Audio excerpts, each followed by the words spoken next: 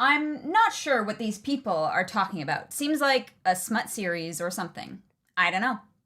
I think instead of learning how to read, I'll just listen to them describe it. Shame there isn't some place where I could listen to the books. Preferably with some kind of discount. Thank you, Small Dead Cow, for that review of The Nerdy, The Wordy, The Book Club. That is right.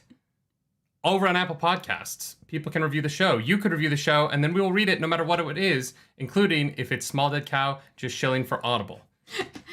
Audible. audibletrial.com/nerdynightly, where you can go to have that reading thing done.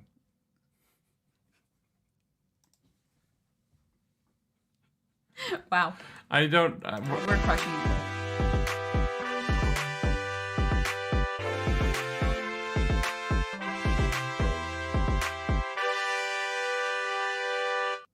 That is right. Welcome back to the Nerdy, the Wordy, the Book Club.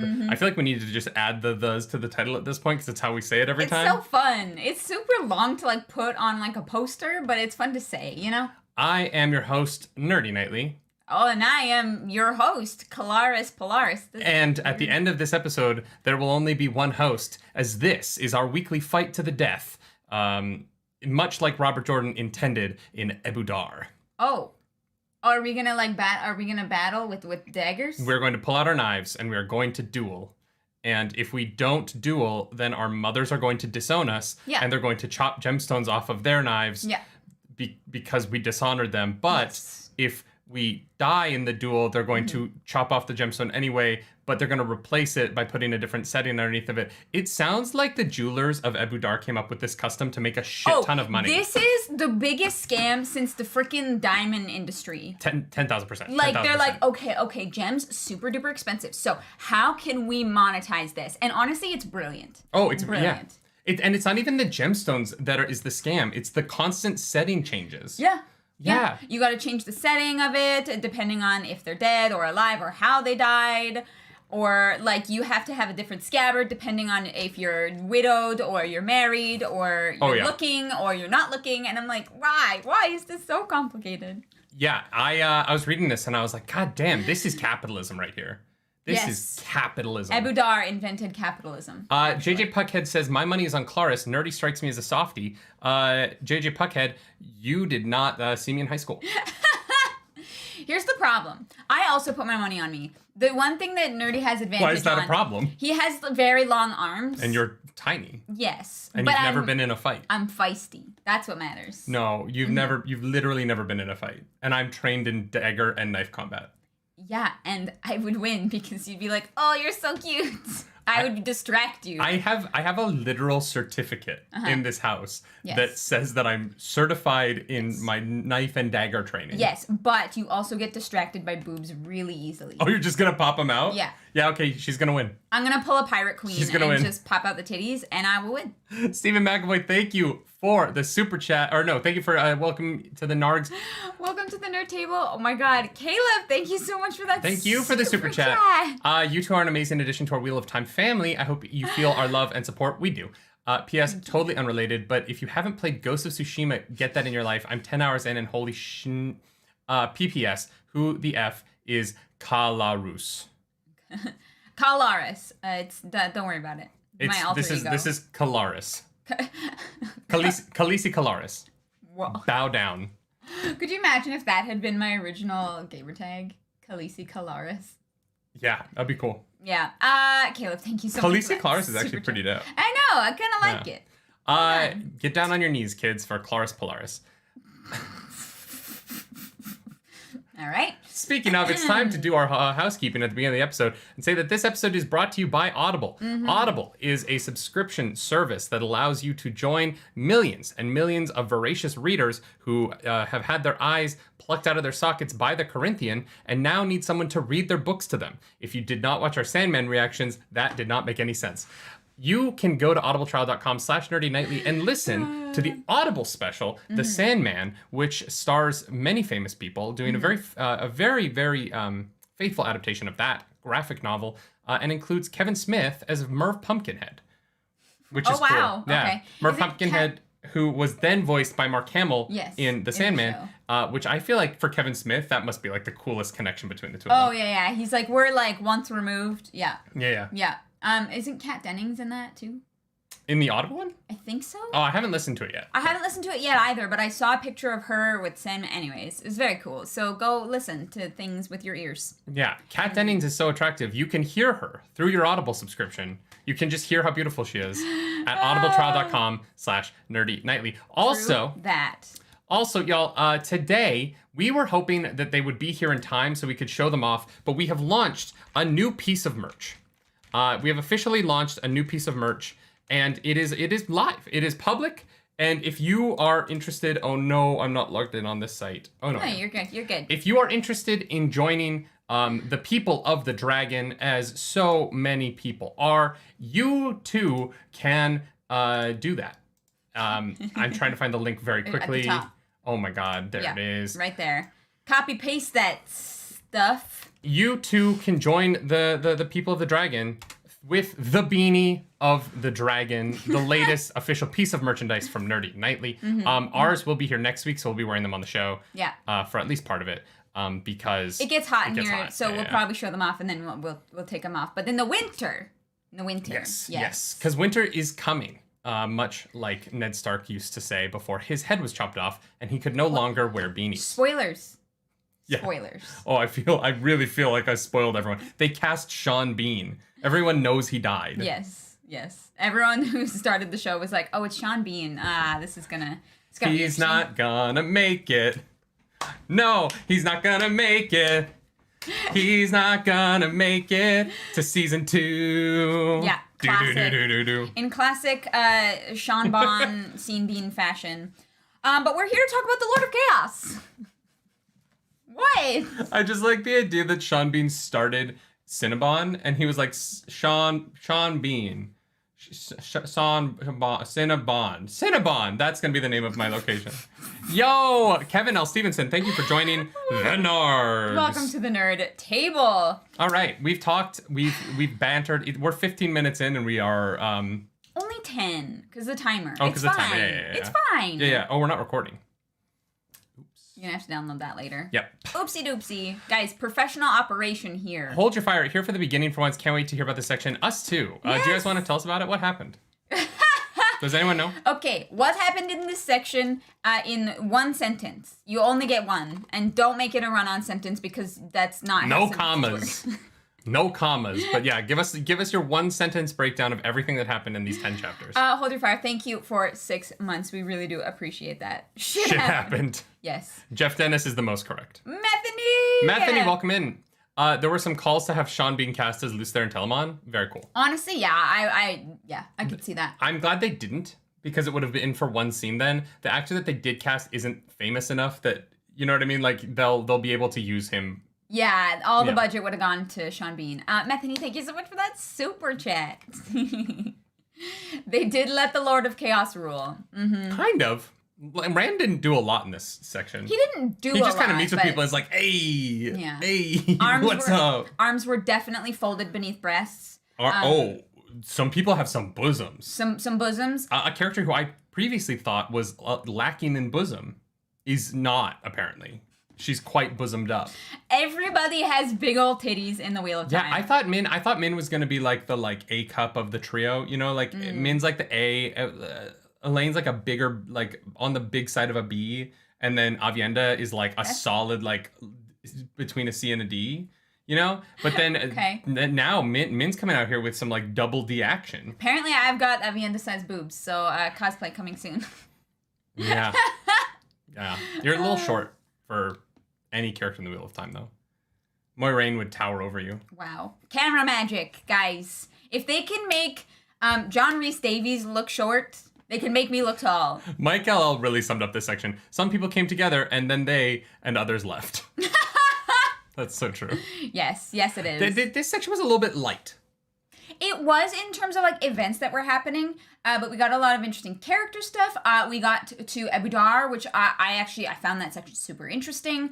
Meeting the Queen, I thought was very fun. Mm-hmm. Yeah, there was a lot in this section that I liked, but yes, in terms of like events that happened, definitely lighter. Yes. Yeah, the only like big thing is going to be when we get to a certain Aes Sedai in those final chapters. Yes. But let's start with chapter 38.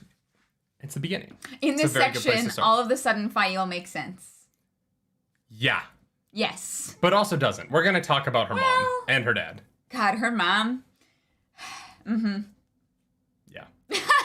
Robert Jordan says a lot about relationships between men and women that make me think that he didn't always have the healthiest relationships with women in his life. Yes.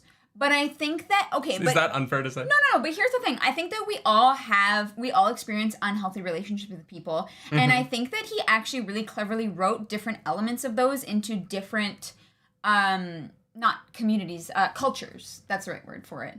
Right? Oh, 100%. Yeah. Right? Like, like there's definitely problematic things about Abu Dar, and there's definitely problematic things about, like, Andor, and definitely problematic things about the Aiel, right? Like there's a little thing, there's things in each one. And I think that he was self-aware enough to kind of realize that. Yeah.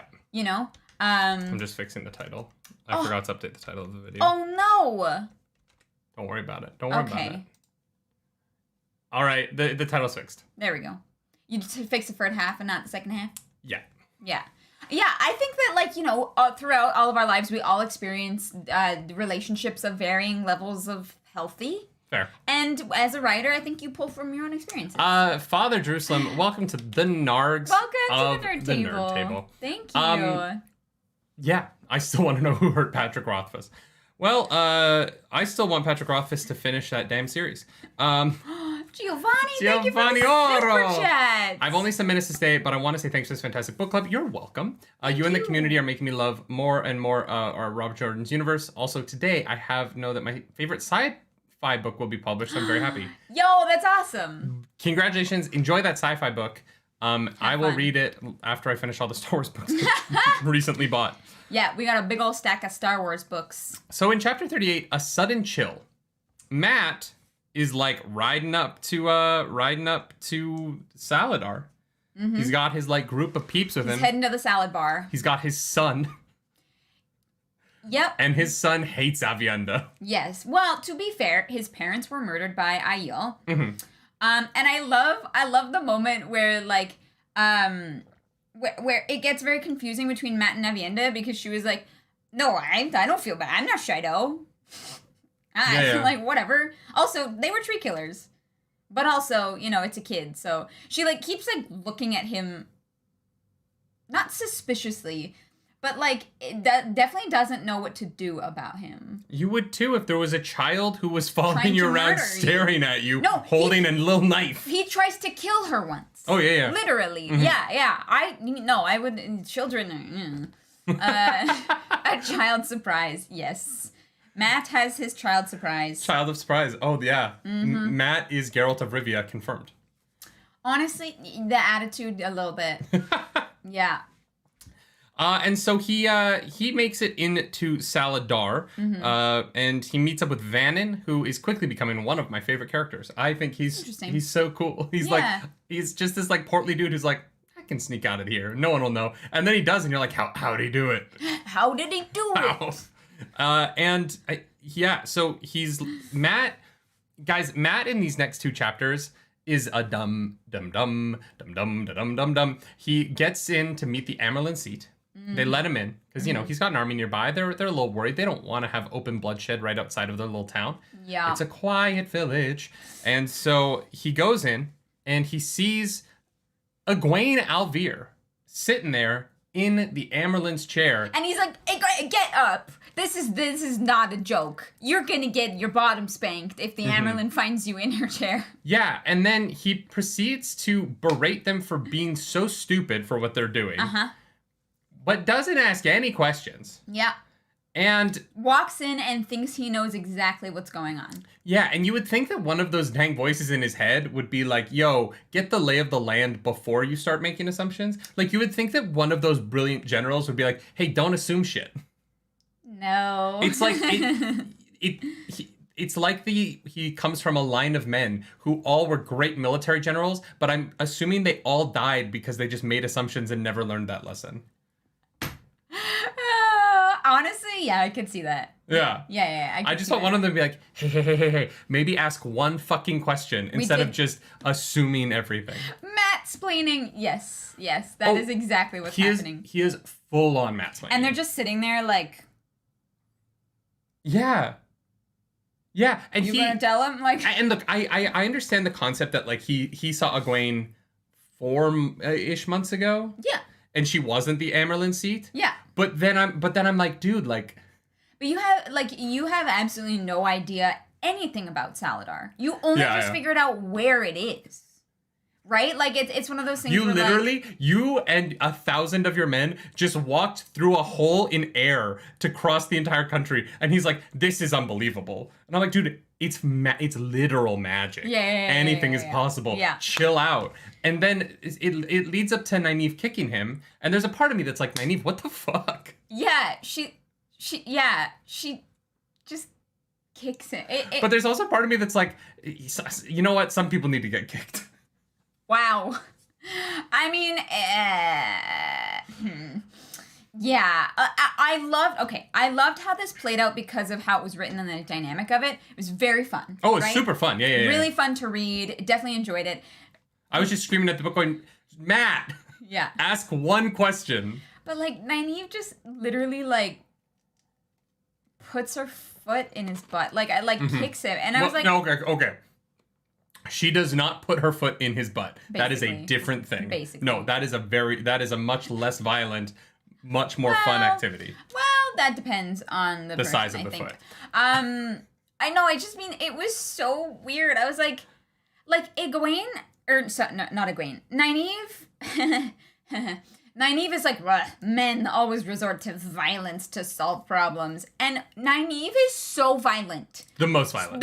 The most violent. And I'm like, girl, you need to take some yoga classes. If anyone needs to take the 3 oaths, it's Nynaeve. Truly. Because Nynaeve will use the 1 power as a weapon. Yes, she will. And especially when she gets past that block, I think.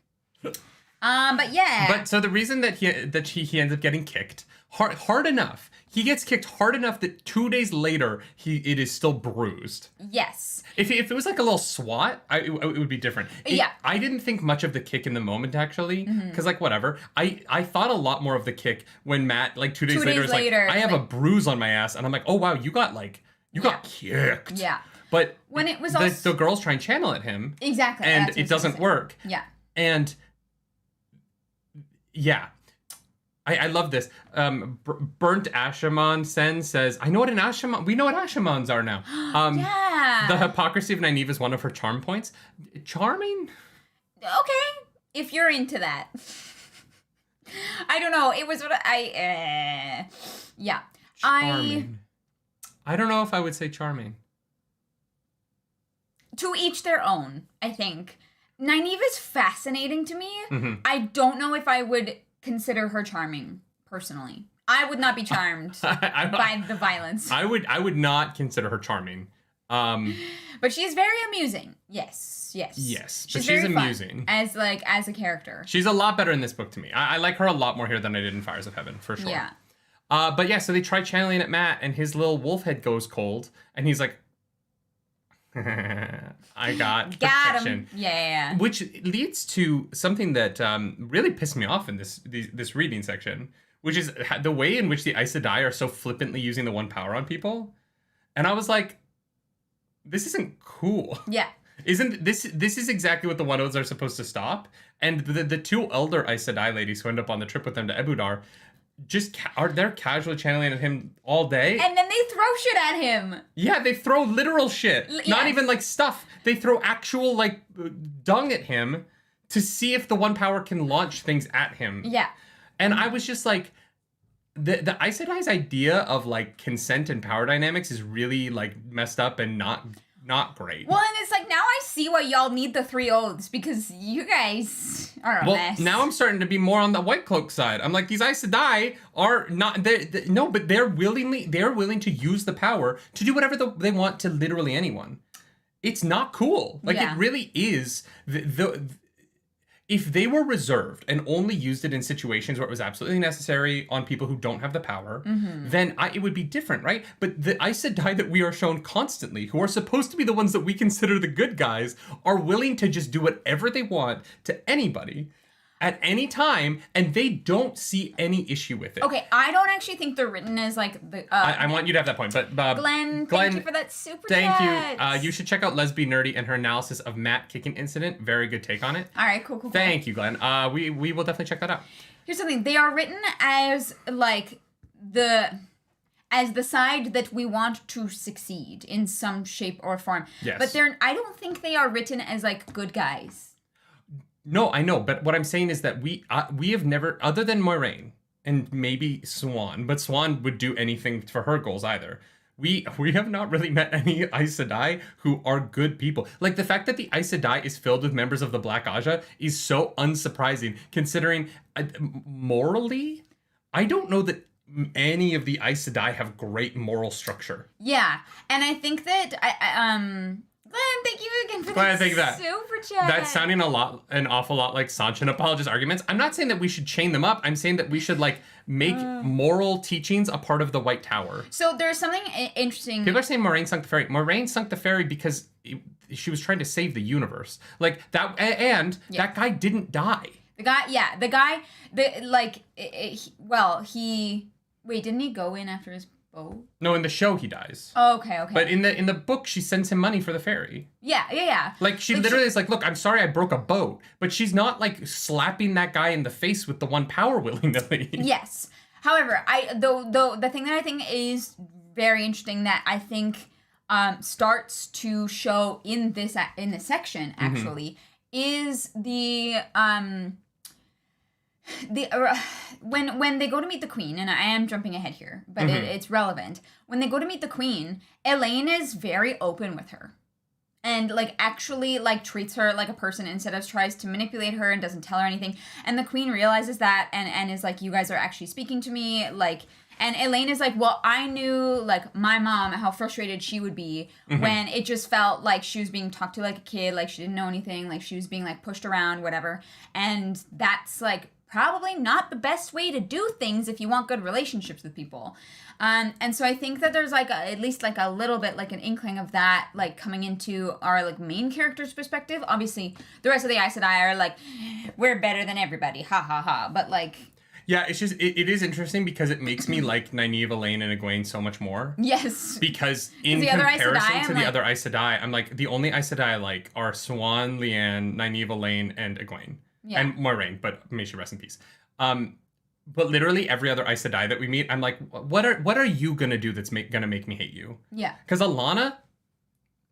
Also, now all the other Aes Sedai in Caemlyn know that Alana bonded Rand the way that she did. And they're like, it's unfortunate that you did that. And I'm like, what? That's it? Yeah, you would think... It's mildly unfortunate? Yeah. Like, Alana should be, like, thrown in Aes Sedai jail or something like that. You know what I mean? They're saying Varen. Varen, I don't know how I feel about yet. Varen is, like, on the fence for me. Yes. Varen, I'm like 50% sure Varen's Black Aja. No! I'm, like, really on the fence. I'm like, Varen's gonna go either way. Because Varen almost seems like she's... Because she hasn't done anything super messed up yet, I'm like, Varen's hiding something. What is she gonna do? Yeah. Yeah. So we should probably keep moving. Anyways, I could rage about how the Aes Sedai are the most broken, incompetent power structure ever, and I have been for 4 months now. Welcome to the Nerdy Nightly Book Club. Yeah, literally. We should just make the show. Nerdy complains about the Aes Sedai for 3 hours, and for some reason people listen to it. Oh my god. Glenn Cullinan says no love for Cat Swain. Don't know who that is. No, that's a name we've seen before. No, it hasn't. No, we have not. No, yeah, we have. Yeah, no, we don't know who Cat Swain is. It's not a spoiler to say Cat Swain because I know that there's the show really wants to cast that character. The show does? Yeah, it's been all over Twitter. There's like a dream casting for Cat Swain. Maybe that's why I thought I'd seen the name before, but I was like, I don't know who that character is. Yeah, but like saying a character that hasn't popped up, I know that Cat Swain Sedai is a character. Okay. But we haven't met her yet. I'm sure. I'm assuming we won't in this book. Yeah. Cause we'll get there. We're also, at the end of this, we're going to talk about, like, what the hell is the end of this book at this point? Because I have no idea. Yeah. Prediction time. Did we miss anything in 38? We're still in the first chapter, by the way. Yes. 33 minutes. This is classic. Because we each have time to, like, rant We were a little so bit. good last week. Yes. So, Matt's like, oh, Egwene, actually the Emerald Seat. All right, cool. Yeah. And, Chapter 39, Possibilities. You've got possibilities. That's from It's a Bird, It's a Plane, It's Superman, the musical version of Superman that is really good until the second act when it gets pretty racist towards Asian people. It was the 60s. wow. Yeah, That's it needs a rewrite. It really does. It's a show that you can't do because you're like you're watching it and you're like, oh, this is fine, and then in the second act you're like this feels. Why? Yeah, you're like, no. Yeah, it's not great. I don't know if it was this chapter or the previous one. But that one girl can see Taviran. Oh, Nicola? Yeah. She's and the other Aes Sedai's like, you found one of your talents. Good job. She's like, I see swirly lights around him. But he's very shiny. This actually brought up an interesting point. Because I thought I thought all the Aes Sedai could see Taviran. Because how did Moiraine know? Could Moiraine also see Taviran? I think so. Right? Because it just felt like up until this point, people were consistently being like, oh yeah, you're Taviran. No. Moiraine, no. They did not know they were Taviran until I think Loial mentions it in book 1. Moiraine was just like, no, it's 3 boys who were born all within the same week. And that's what I'm looking for. I don't think she knew that they were Taviran. I think Loial was the first one to mention it in the library. But in the show, she knew that they were Taviran. Yes, the show. Oh. Yeah. Because I'm re-listening to the first audiobook, and I just got to the point where Loial is like, listens to Rand's story and is like, Taviran. And Rand is like, bless you? Like. Huh. I guess that's one of those things for the show that like is such a small change that it doesn't really matter. No, I don't think it really matters because they don't have time to flesh out everything. Like, and it allows them to introduce the idea of Taviran earlier, which gives the audience more time to spend with it and get used to it. Yeah, for sure. And honestly, would you want to add that dialogue into the Loial stuff when at that point you're in the second half of the season and you're trying to get to the finale? That's the thing. There's so much going on. They have to condense somehow.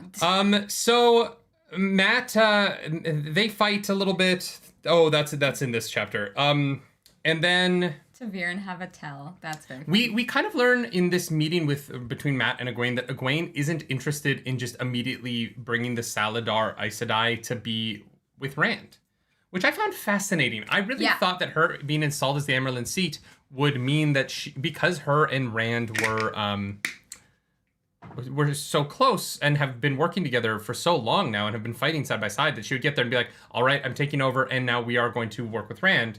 But it seems that like she became the Emerald Seat and was like, I know I spent the last like year fighting side by side with him, but now I've got my own thing going on. And I'm a little like, hey Egwene, Tarmangaiden's coming and I feel like now's not the time for you to have your own thing going on. So what I think it is, honestly, is that Egwene knows that Egwene at this point knows the prophecies and that Rand has to be the one to, do the thingy. But at this point, to do the thingy.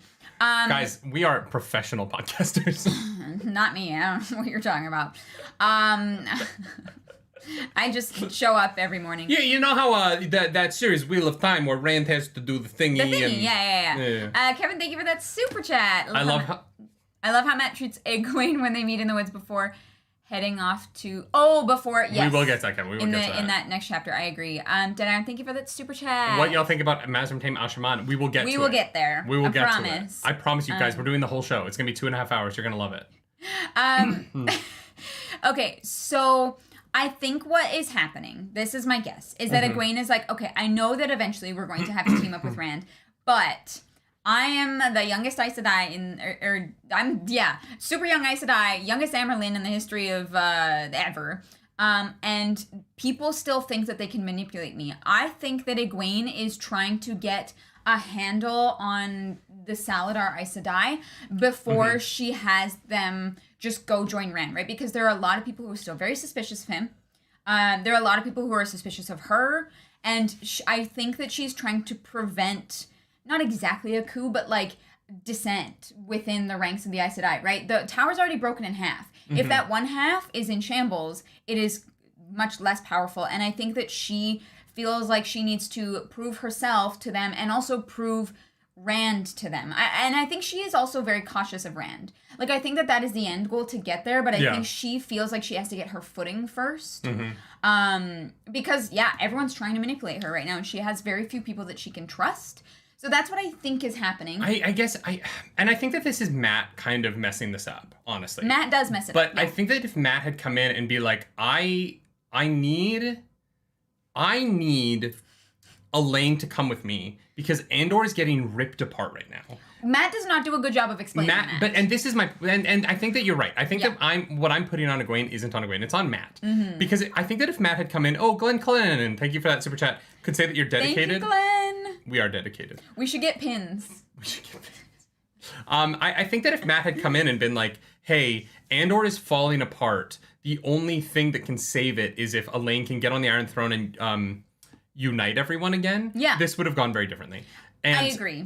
So I think that's where I'm like, Egwene, like, no, you guys, Elaine has to go become the Queen of Andor so that you can, like, stop this civil war from happening. Yes.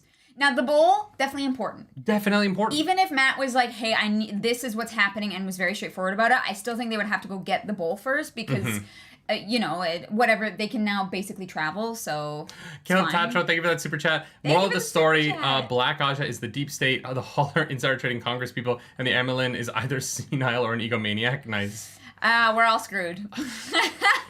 Gotta love real world politics in our fantasy shows. Oh, the Lion Throne. You said the Iron Throne. Very funny.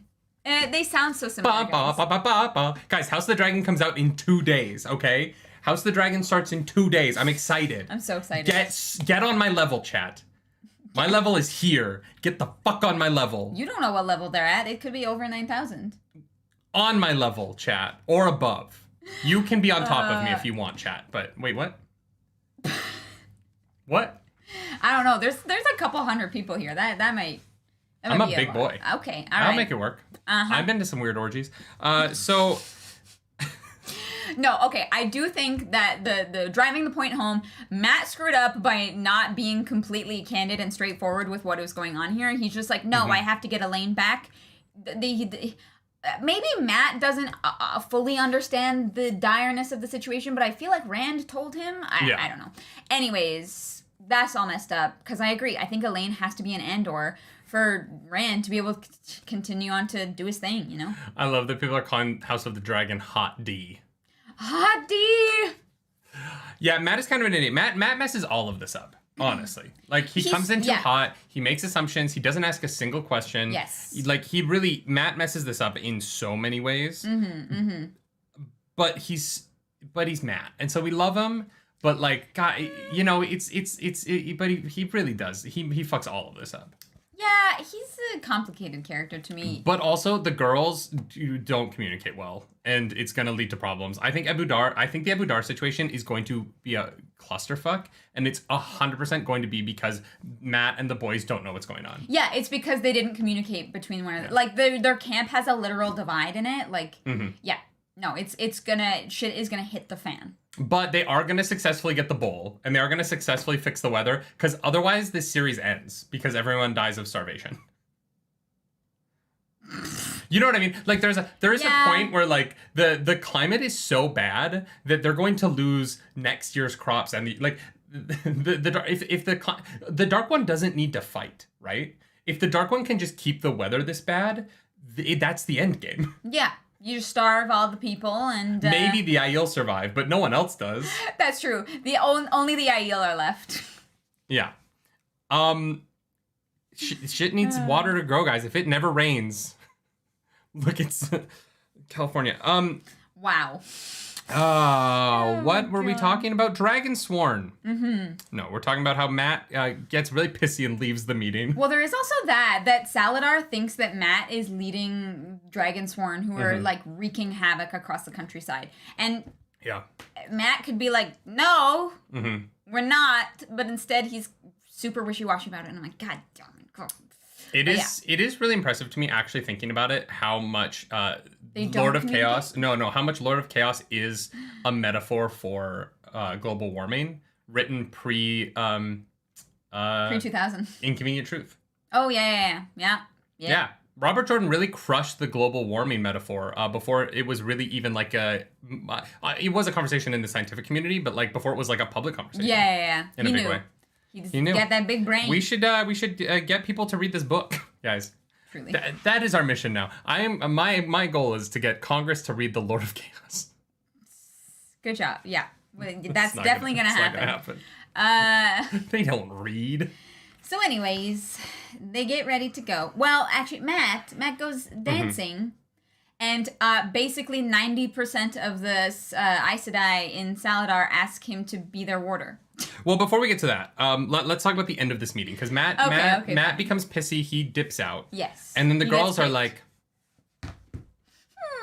how can we use him? Yeah, pretty much. And they're like, well, what if we like took him to Ebu Dar? And then he was like, we can't do that. And he's like, no, but like, what if we did it just to like mess with him? It would be so funny to like be a dick to Matt by like taking him with us. And I was like, can you guys just say that it'd be nice to have him with you? Yeah, just for once. God damn it. But then the scheme that they came up with to convince everybody that Matt showing up makes them have to move out of Saladar faster. Good job, Egwene. Smart, very smart. I dig that a lot. And yes. I don't, Egwene's complicated, but like in Lord of Chaos Egwene, she's very awesome smart. character. Big brain. Sand, thank you for rejoining the Nargs. Welcome back to the Nerd Table. You are assuming that the Aes Sedai would take anything Matt says seriously. True. Fair. And Glenn Kulananan, A Song of Ice and Fire is a global warming metaphor too in a lot of ways. That is very true. Yeah. Very true. So is, well, it's not exactly global warming, I guess, but even the Lord of the Rings was... I mean, that was more a metaphor about World War II and like how an evil and... Yeah. Yeah, but like, it's one of those things where there's always that like reflection of real world stuff. Like, evil. Industrialization, which then led to global warming. Yeah, so they're connected. The consequences of our actions. Yeah. Yep. So we sweated out in this room. Let's get off this topic. Let's move on to Shariam walks in.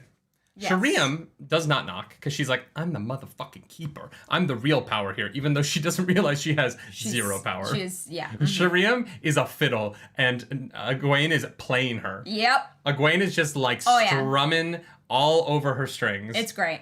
I think that, and here's the thing. I think Shariam is going to be a good keeper once they, once everybody learns to actually listen to and respect Egwene and stop trying to manipulate her.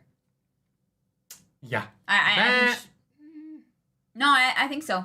I don't know. I don't know how long Egwene's going to be the Emerald seat for. Okay. I don't know. She might be all the way to the end. I have a feeling that once they unite the tower, some shit's going to go down. Mm-hmm. You know what I mean? Yeah.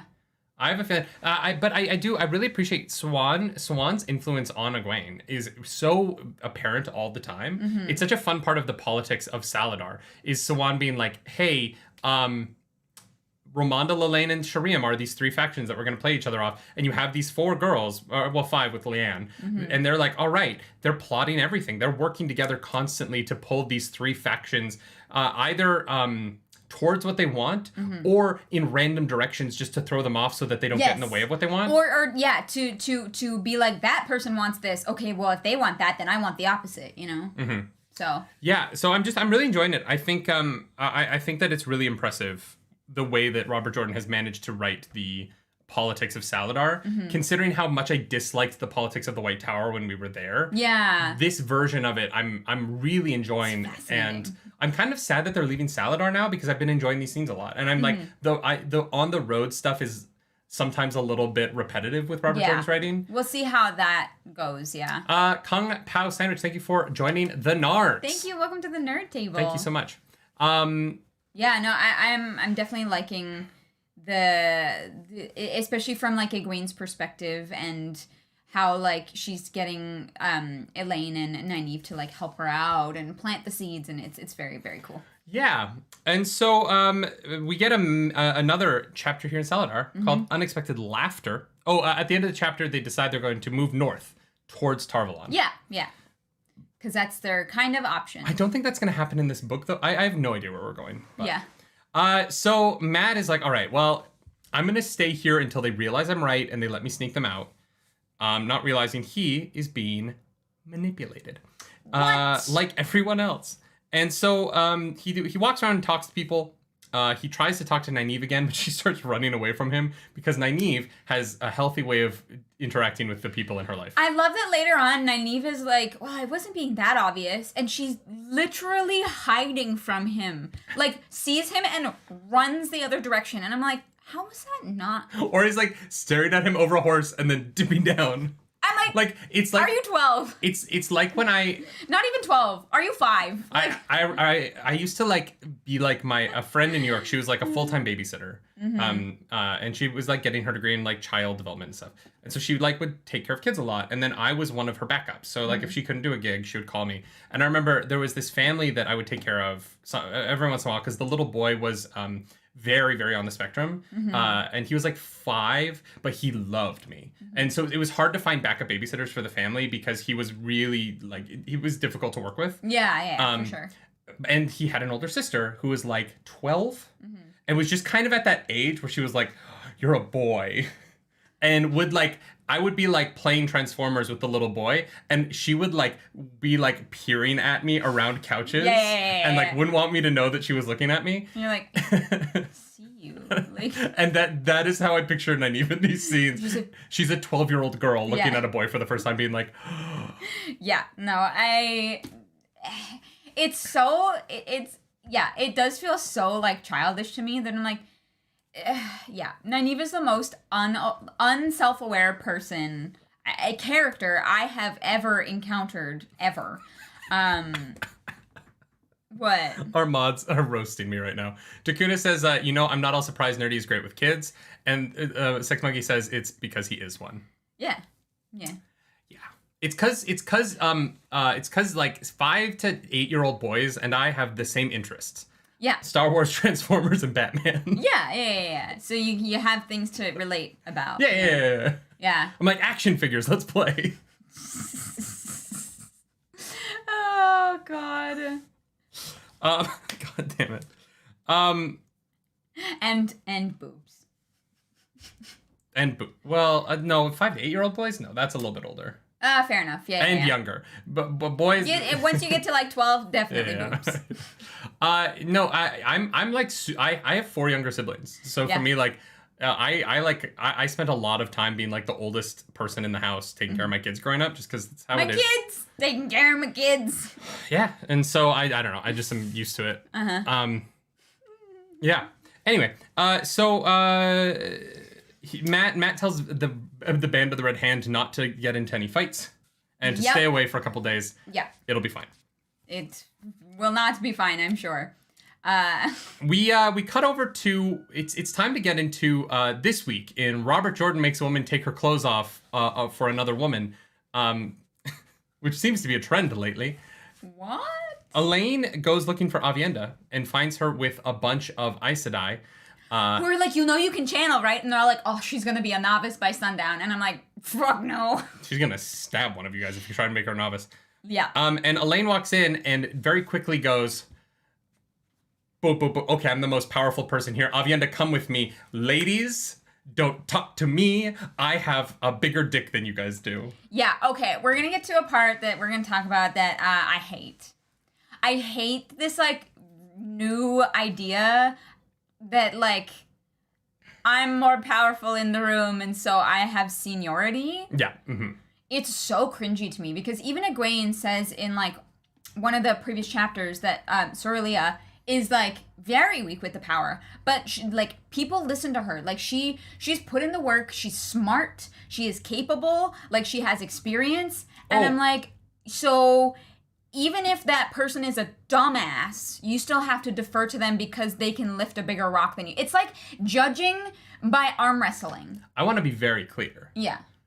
The Aiel power structure makes infinitely more sense than the Aes Sedai power structure. Yes. The Aiel makes sense to me. They're crazy, but they make sense to me. The Aes Sedai don't. This is nonsense. I also don't... It felt like it just kind of was like... it kind of came out of nowhere. Almost nowhere. There had been mention of it a single time, I think, in like if they had book, but like, and this goes back to my problem with The Great Hunt, and why The Great Hunt really is my least favorite of these books, is because The Great Hunt had the chance to set all of this stuff up by having the girls learn a little bit about the Aes Sedai in the tower. Yeah. Because if the girls had learned about this power difference thing in book 2, and it was just set up when they're at the White Tower, they learn about this is a culture of the Aes Sedai, it would make more sense here. Yeah. What's weird for me as a reader is that we had time in the tower where we never heard about this.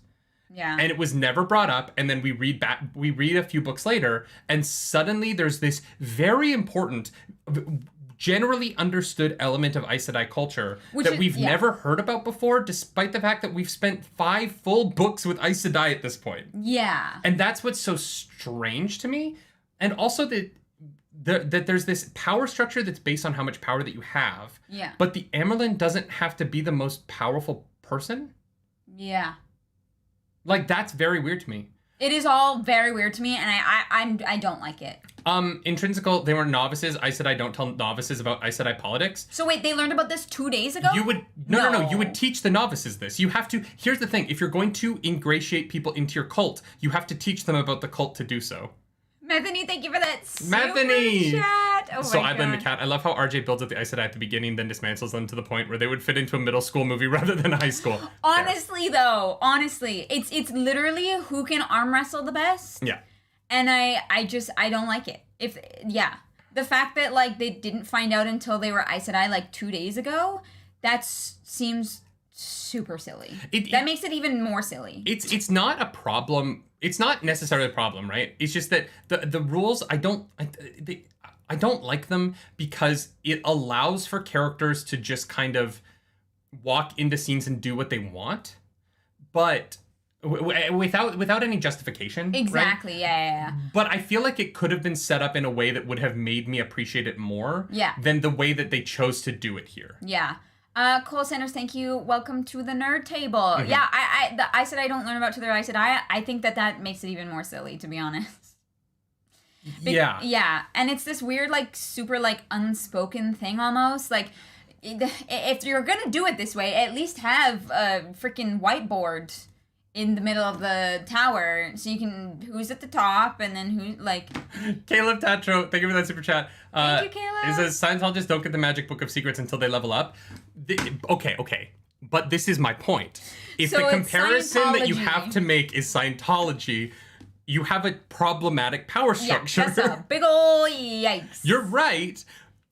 That's the problem. Yeah. You know what?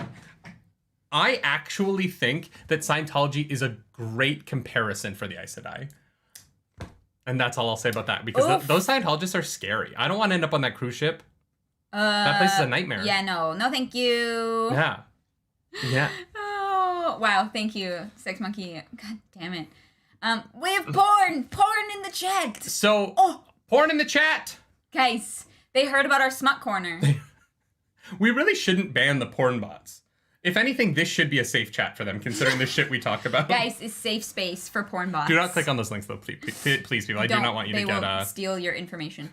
Ryan Talbot, thank you for joining the Nards. Welcome back to the nerd table. Oh please my God. Please do not blow up your phone. Do not use all your data. This Yeah. video will be here for you to watch later. Yeah. Thank you so much. Okay, so Elaine finds Avienda, uses the fact that she has a bigger dick than the rest of the girls to pull Avienda out of the room. But thankfully, Morel wasn't there, because if Morel was there, even though she's not more powerful than Elaine, she is the leader of that Aja, and so she can't, whatever. So she pulls Avienda away, and Avienda's like, thank you so much. They go back to Elaine's room, and Avienda takes off all her clothes, bends over, and says, spank me. No. She says, spank me or stab me. It's your choice. Oh, yeah, she pulls out a knife and is like, oh, yeah, you can kill me. I fucked Rand. Yeah. She's been sharpening, and she does not beat around the bush at all. She literally is like, I lay with Rand. You can choose which one to punish me with. And I'm like, what? She's been sharpening this knife for the days that they've been riding towards here. And but this is where Matt thinks that she's going to slit her throat. And then she takes a branch and, like, strips it so that it's a switch. And is like, okay, you pick. And Elena's like, oh, maybe just a little bit. Nope. a little bit. No, nope. I'm like, oh my, this is about to get real kinky. Like, if you guys are gonna share Rand, you know. I know, but there's an element of this where I'm like, Jeff Dennis is yelling that she has toe, and I know that she has 10 toes. We all have 10 toes, but she has toe, and there's just part of me that I'm like, do Aiel really kill each other like this? I mean, I guess if the Aiel consider the toe towards a person for sleeping with their like person, especially when they decide they promise to like protect them or whatever, maybe that I think it's up to Avienda. I think Avienda feels like the toe is that strong that she's like, and you know, Elaine is like, there, you have no toe towards me, it's fine.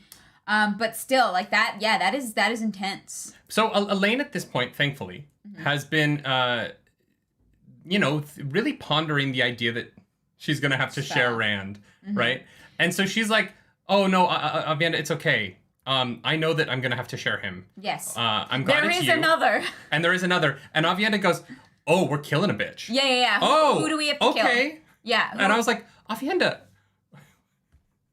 I'm like, You just got excited about sharing Rand with someone. Calm down, girl. She's like, oh, we cannot be first sisters unless I like her. And I'm like, oh. You're gonna love Min. Min is the fucking best. Min is the best, guys. I tweeted it out in the middle of reading this. I was like, Min is best girl because... Oh, I'm not worried about Avienda and Min at all. They're going to fucking love each other. Yes. They're going to be all up in each other's business. If not, we riot. Min and Avienda together is just too much hot. I can't handle it. I know. Especially crazy. with that ample bosom, you know? Yeah. I almost feel bad for Elaine. Why? Because, like, Avienda and Min are, like, so interesting, and Elaine is kind of, like, not boring, but, like, she's a little basic white girl. Yeah. If I was Rand, I'd be like, I don't know, I've got these two, like, wild things, and then I've got Elaine who's just kind of like, I want to bond you and make you swear oaths of fealty towards, and I'm like, I don't know that I would go for Elaine in that situation. Yeah, I would not either. The most interesting part about Elaine, honestly, is how she, I want to say manipulate, even though I don't know if that's really the right word, but like Matt's soldiers. How she gets them to like respect and like admire her as a leader, and she's been taught those like Yep, except that they all resent her for it. Or at least Matt does. Matt does. The rest of them are like happy puppies to just be like get a smile, you know what I mean? And I think that is interesting about her, but yeah, in terms of her relationship with Rand, I think she is the less interesting of the three. I cannot wait for Min and Avienda to meet. I'm so excited for this. Same. Because it's going to go poorly at first, and then they're going to realize how much they love one another. Wait, have you read a Robert Jordan book before? What? Me? No, what? Never. Elaine is like, okay, well, thank God it's at least not Berelaine. So there's that. I don't know. I feel like Berelaine would be a good part of that trio at this point. I didn't when we first met her, but now that we've seen the way that she's running shit in Kyrian, I'm kind of like, you know what? Berelaine has grown on me a lot. She can run shit, for sure. Like, she's a horny girl. Yeah. But, like... I worry she would be a little too much, I need all the attention. You know, like I think she would be the one that was like. I feel like jealous. I feel like Berelaine is fully on the like. No, sit on my face. Like, let's go. Sit on my face. Let's go. I feel like the fist. Yeah. You don't get to become the fist of Mayene without being a little bit of a Aes Sedai. The first. What did I say? The fist. She's probably into that too. Dead Iron, thank you so much for that super chat. Elaine can cook it. Elaine can cook though. Yes. That is true. No, I think Berelaine as a character is great. I actually have enjoyed her in this book especially.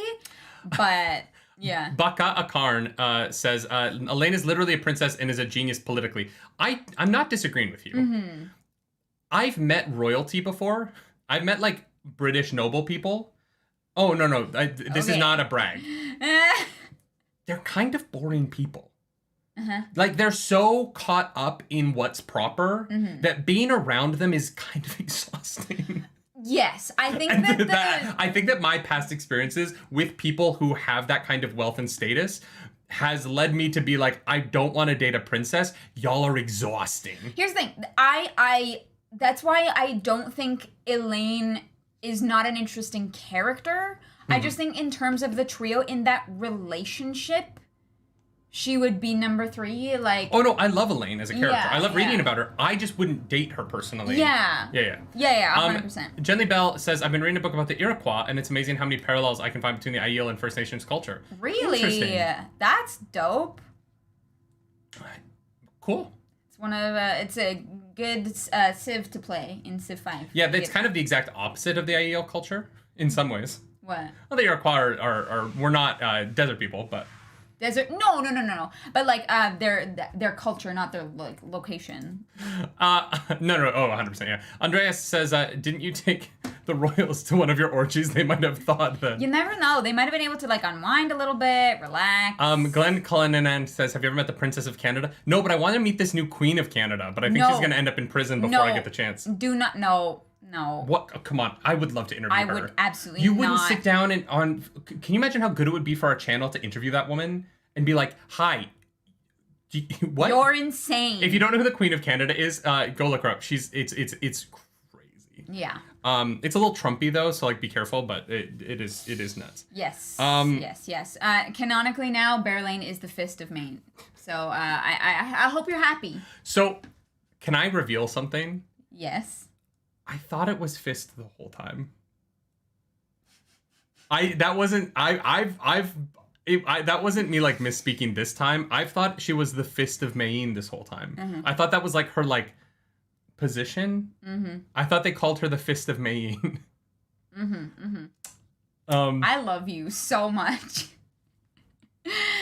I don't know why it would be. I like Fist though, because I it makes sense to me because I was like, oh, the leader of Maine is this like strong shield against. Is the Fist? Yeah, is this like shield against Tyr, right? And is this like it's the Thirst of Maine. We did make that joke. by yes. naming her the Fist of Maine, it's like standing up to Tyr and being like, no, our leader's strong, and you know. Guys, petition. It made sense in my head, guys. Guys, petition to reprint the books.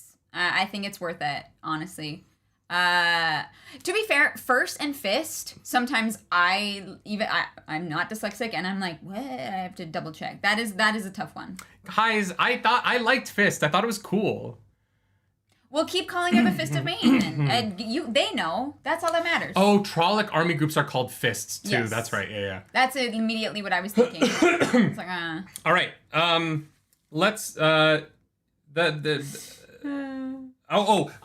like, I guess we can meet Min and we'll see if like we're first sisters and then we'll be a three. and then foursome. we'll see. Yeah. Glenn Clennon like the fist of the first men in A Song of Ice and Fire. See, there's fists in multiple things that are leaders. So many fists. Lots of Yeah. fists. Guys, we're not at Smut Corner yet, but whoo. Oh my god, I'm gonna fist the first. Okay.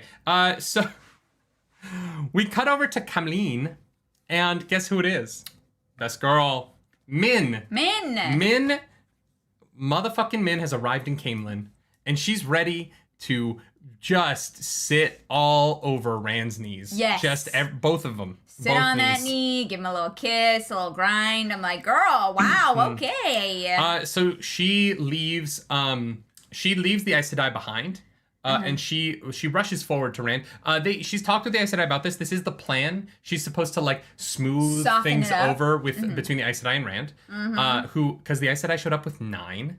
Yeah. And Alana and spicy. Averin makes 11. Yup. Which is risky. Too many. It's risky business. And so Min goes to the castle and she's like, hi, I'm Min. Rand al'Thor is going to want to see me. And they're like, yeah, you okay. better or we'll kill you. And I was like, really? All you have to do is say Rand wants to see me and they let you in? Yeah, I guess so. I was a little surprised. Well, no, they go ask him. They tell him, and he's like, "Oh yes," but like they're like, "Oh, you know Rand? All right. Well, if you don't, we're gonna basically kill you." So I feel like that's enough to like, if you didn't actually know Rand, you'd be like, "Actually, I'm leaving. Goodbye." Yeah, no. I just there was a part of me that was like, how many people come up and are like, Rand, I need to see Rand though every day, right? Brad, thank you for that super chat. Thank you so much. Want to send a shout out to my favorite guy, Aielin, Gaul. I don't think he catches enough love. So to the fans of Gaul in the chat, I see you. Yes. I salute you. I knuckle my forehead at you. I knuckle. Yeah, what is that? I don't know what knuckling your forehead Every is. time I think about it, I'm like, what is this? See, I thought it might have been like knuckling like that, maybe, or I have no idea. They talk about it all the time, and I'm Yeah. like, what is this gesture? I'm like, I picture this now because I don't. because I know it's meant to be a salute. Like, is it that maybe? Like, what is? Yeah, I don't know. It's such a. I can't. I don't. Yeah, knuckling. If anyone has like a video of someone knuckling a forehead, please send that to me so I can know what it is. So that I know what it actually looks like. It's a salute with a closed fist. Okay. Okay. All right. Cool. So the maidens are like, all right, cool. So they open the door. She gets all the way to the door. Rand's meeting with some nobles. And the door opens and she like moves really quickly because she's like, oh, is he in there? And the Aiel are like, she's moving really quickly. And I was like, guys, chill. It's fine. It's gonna be okay. Yeah. And she sees Rand and she's like, oh my god, he's so fucking hot. She just is. She's a gushing river of moisture down below. Yeah, she's like, God, I used to make fun of girls who were in love all the time, and look at me. Look at me now. So Rand sends everyone away because she's like, get the fuck out of here. Min? Yeah. And he's like, Min! Oh my god. I loved this. This is how a woman should be received in court. Yes. A hot dude running at her full bore. Like sprinting, lifting, spinning. Oh, so good. It was, this was such a really nice, like, refresher. Because Rand, with everybody else, is always on the fence, on his toes, manipulate, like scheming, like doesn't really know what to do about people. 100%. And with Min, he's so sweet and like human again. Yeah. Yeah, and I loved it. It's fun because what I like about his relationship with Min is that he never talks about using her. Yeah. She's like the one person, and he kind of does a little bit with her viewings. He does. He never like pushes or asks, right? But he does it within her boundaries. And like, if I had to be like, who's the best person for Rand in these books, Min is like the right partner. I know that he's gonna have 3, and you know it's gonna work out that way. But if I was like, which of the 3 should Rand be with? Yeah. I would be like Min, because he treats Min like a person and not like a goal. Yes. Like he does with Elaine. And him and Aviendha, their whole relationship is just like very complicated. Yeah. For more than I would want to deal with. Yeah. So Min has arrived, which means it's a good time for you to like this video. Because Min best girl. Yeah. So press the like button. If you like button. Min, like the video. Like that smash button. Yeah. If you like Gaul, like the video. Yeah. And go to audibletrial.com/nerdynightly to get a free audiobook where you can hear other people say the word Min over and over and over again as they read this book out loud to you. So Sulin enters with some wine, poorly. She's terrible at her job. Yes. Sulin is really bad at this. But it's very funny. And I love that Rand is like, well, I helped the best way I could because now she doesn't have to scrub floors, but she has to do whatever the fuck I tell her to do. Yeah. It's like, okay, interesting. I don't know if Sulin would view that as better, but okay. Yeah, I don't think she does. I think she would rather be scrubbing floors. I think that once she is no longer in this like sub Gaishen position, Sulin is going to spank the shit out of Rand for all of this. Yeah, I would like that. She's gonna be like, you have toe to me for how you made me use my toe for you. Yeah. And then they're just gonna do toe stuff. Yeah. Toe stuff? Okay. So Min is like, hey, the Aes Sedai sent me. And he's like, all right, well, here, tell them they can't come here, yada, yada, yada. She's like, they want to come one at a time until you're ready. She's like, no, send like, 3. I can handle 3. 3 is I'm a fine. big boy. I got lots of side din in me, okay? And he's like, tell them if they even try and touch Saidar, I will know. And shit will go down. Yeah. And it's funny, none of the Aes Sedai believe that he can tell. I wonder, is that just a Rand thing? I don't know. Or do you think that could be taught or learned? I don't know. I think it can be taught. Because like I said, I have been like re-listening to the first book. Yeah. And there are definitely times when like Rand's skin prickles. And things happen. And for sure. I wonder if it's a Rand thing or if it's like a skill or like a talent or whatever it is. And I wonder if it can go the other way around. Oh, I'm sure it will eventually. Yeah. Maybe it's one of the talents or whatever. And Barai says, the magic ghost in my head says 3 is okay, which is true. Yeah, literally. At which point Min is like, hey, I'm a woman. And Rand is like, you're not a woman. You're my friend. Yeah, and she's like guys, that's the worst thing you could say. She folds her arm under her massive tits. and She's just bounces them at him. And he's like, oh, wow. I'm now a woman. And then she sits in his lap. Yeah, she sits in his lap. She like blinks up at him through her lashes and literally kisses him before she leaves. And I was like, yeah. And Rand is like, look, this is a joke, but she's taking it kind of far. I'm like, yeah, Rand, it's a joke. I don't know how I feel about this joke where she sits in my lap every time she's here, but I like it because I'm erect. Yeah, and Rand is so oblivious. My dick is so hard. Fair, it's Min. Guys. Min, best girl. Mm-hmm. Melaine shows up, the wise one, while Min is just sitting in his lap, and Rand is like, oh no, the Aiel are gonna know that I'm cheating on Aviendha, even though I was cheating on Elaine with Aviendha. My life is very complicated right now. But Min just sits there, and Melaine is like, yo, Egwene left for Saladar. And Rand's like, yeah, I know.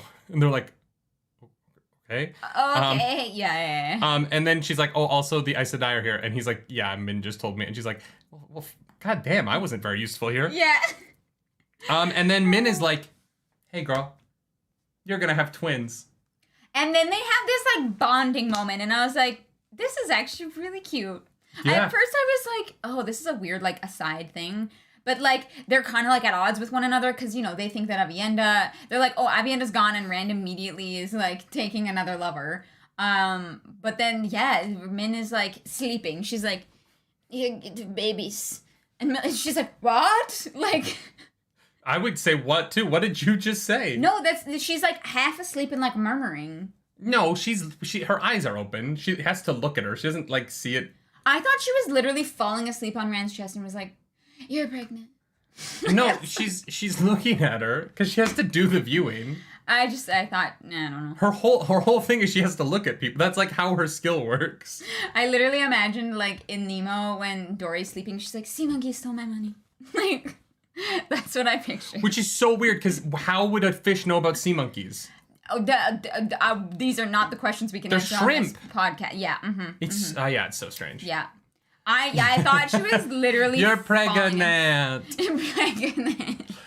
Yeah, so you're gonna have twin daughters, like mirrors. Yeah. Which is cool, because she's like, oh shit. First of all, Min, you're super chill now. Thank you for telling me about the twins. They're like, wow, that's rad. Second of all, how do you know that? And Rand is like, just tell her, but ask for her to promise not to say anything, because Aiel don't break promises. Yeah. Which was... Your secret is safe. The second really cool thing about the scene, I feel like Min is going to become like a pseudo Maiden of the Spear. Or like Wise One, almost. Oh, actually, that makes more sense. Because not all the wise ones can channel, right? But she does have this like special thing. I don't know how Min would feel about going through the like training process for that. No, I'm not saying she's gonna be an actual one. I think that she's gonna be like taken in by them as like one of their. Yes. Yeah. Especially because now like they have this kind of like bond, and I love how she's like, I need to go tell Bale because he will get jealous if Rand al'Thor is the first one to know, and I was like, you know what, fair. That's fair. Just go tell him what happened. And so she leaves, and so Rand is just sitting there with Min on his lap, and he's like, cool. Right, this is not awkward at all. My unfortunate erection. Chapter 42, The Black Tower. Guys, I tweeted, or no, I messaged the Discord about this. I accidentally got this so right. Because we were talking about the boys, right? This is weeks ago. Go back in the podcast. Not the Don't show go back The in the Boys, podcast. The boy channelers. This podcast is too long for you to re-listen to episodes. It's 2.5 hours. But do not listen to our show more than once. Or have it on repeat. Either way. I was like, oh, it's like the B-side. You're like, yeah. Of an album. Yeah. It's like the B Tower, and it's the fucking Black Tower, and I feel like Robert Jordan is like beaming shit into my brain sometimes.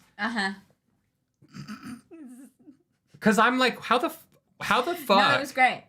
Did I get this one? Yeah, no, that was great. The B Tower. I didn't call it the Black Tower, but you know what? Close enough. Close enough. My only thing with the name, right, is that if the Black Aja are the bad guys, why would you name your shit the Black Tower if you're not gonna be the bad guys?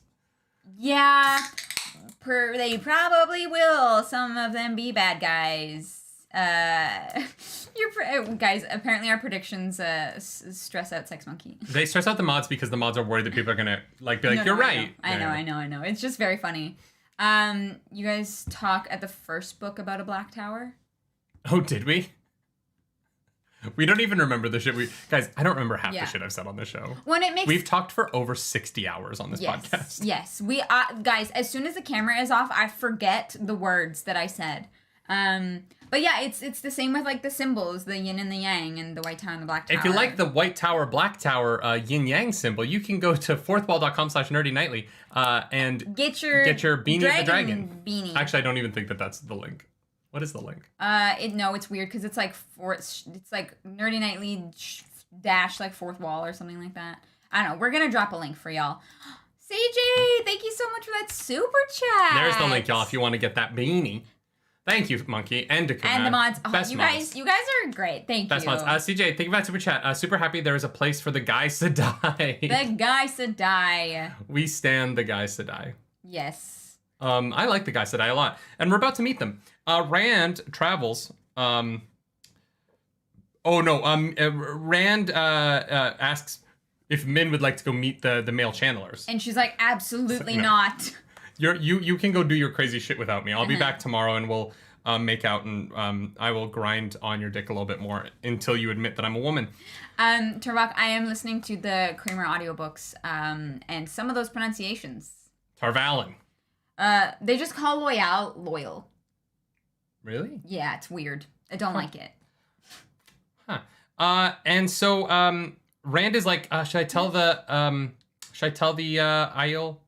No, I'm just gonna go. So he just goes to the farm. Yeah. And he steps through and he's like, yo, what's up, Maz from Tame? I got some shit I got to announce. And then he looks around, he's like, holy shit, there's like 100 people here. Yeah. Yeah, Tame's been doing a good ass job. He's like, oh wow, these people from over here and people from over here, and Tame is like, well, yeah, I don't even really do it myself now. I have a couple people that I trust to go do it. So which really speaks to how much time has been taking things in these books, right? Because I feel like this is months of work. I would say a couple weeks. Yeah. I don't know. I don't know. This many people here? I would say like maybe maximum like, or I guess like 2 months. Yeah. Yeah. Okay. Yeah, and like they're building new buildings. Like the Black Tower is really growing really fast. And I like the idea that he's like, not everyone is strong enough to open a traveling beacon, but enough of them are, and we have enough responsible men who are weaker but can still go, that we send them out in like pairs. Yeah. And honestly, like Master of Tame to me, I'm like, god damn, dude, like Master of Tame is doing like half of Rand's job right now, and he's crushing it. This is the kind of general you need. Yeah. He gets shit done. Yeah. I like Master of Tame a lot. I have a feeling I'm not going to by the end of the book. I think Master of Tame is going to betray Rand very soon. I don't know. I mean, maybe he betrays him to the Aes Sedai. But the problem is, here's the thing. He knows he's not... Whoa! James Smith, what? Thank you for that super chat. Thank you so much. You guys are so very entertaining. Thank you. Just jumping in to say hi while at work. I'll listen to you later. Thank you again. Of course, James Smith. Thank you, my friend. Thank you. Appreciate it. It will live here forever until YouTube dies. Yeah. As long as Google, that's it. Dead Iron, pronunciation improves in the audiobooks. Oh, their pronunciation changes over time. Interesting. Oh, gotcha. Tame would make a good CEO. Yeah, because you can't trust him. And I don't trust anyone who calls himself a CEO. Yeah, thank you for the super chats. Yeah. I maybe Tame won't know. You know what? Honestly, I think it won't be this book, but I think that Tame does betray Rand eventually. I think that he doesn't. And the only reason I think so is because Luce Theron hates him so hard that I'm like, it's too obvious. Ooh, wait a second. Wait a gosh darn second. What if the Luce Theron voice that hates Mazrim Tame isn't Luce Theron? What if it's the Dark One? Is a voice in Rand's head? No, but it's Luce Theron went mad from the Dark One's taint, right? So what if the voice that Rand is hearing is the Dark One or the Dark One infected Luce Theron? And so he hates Mazrim Tame because Luce Theron is definitely crazy. The Dark One remembers Mazrim Tame as a hero against him, right? And so like it's a red herring of Robert Jordan wants you to think that because Lews Therin hates Mazrim Taim, that Mazrim Taim has like some evil secret, but the actual secret is that it is the Dark One that hates Mazrim Taim, and Lews Therin, infected by the taint, is the one who is hating on Mazrim Taim because of the taint, because of the Dark One's influence on Lews Therin. I definitely think that... It had the word taint in it too much, and I'm so sorry. Too much taint. I definitely think that Mazrim Taim is definitely another person reincarnated. Mm-hmm. Yeah. Because otherwise I don't think that Lews Therin would have such a strong reaction to him. Mm-hmm. Yeah, whether or not it's that confusing, I don't know. Lews Therin is obviously not well. But yeah, I don't think that Mazrim Taim is bad. I think that it's a red herring. Okay. Yeah. Yeah, no, that's fair. Yeah. We'll find out. Maybe next week. Maybe not till next book. I don't even know. We don't know. And so Rand basically pulls the Black Tower together. Glenn Pearson, thank you for that super chat. Glenn, thank What's you up? so Happy much. Woof Friday? Happy WFH. I don't know what WFH is. You're both right. Min equals best girl. Win is best girl. Yes, that is true. Thank you. What is WFH? Work from home. Oh, gotcha. This is what happens when you own your own company. You don't understand any like business stuff. Yeah. Because you're outside of it. James, thank you for that super chat. Also for the mods. Yes. Let's freaking go. We will split that $2 among the mods. Guys, we have the best mods. We do have the best mods. We cannot wait to take y'all out for dinner. We pay them about like 30 cents. Wow. Each, yeah. Wow. Hey, look, we got to compete with Amazon, okay? Those competitive... competitive wages. Mm-hmm. Wow. Oh, man. So, Rand basically steps up on Taim's pedestal. Yeah. His announcement pedestal. And he's like, all right, so welcome, people of the Black Tower. This is chill. Let's do this. Dakuna, if you say the word unionize again, I'm taking away your mod sword. This is, I am a union buster. Wow. No, don't let anyone take that out of context. Guys, that is very much a joke. I'm literally a member of 3 unions. Yeah. I pay so much in union dues, guys, you don't even know. No, unions are very important to the structure of society. I want to be clear about that. So he's like, yo, okay, so we got structure now. We got structure. Mm-hmm. Basically, here's how it's going to work. You're all soldiers. Yeah.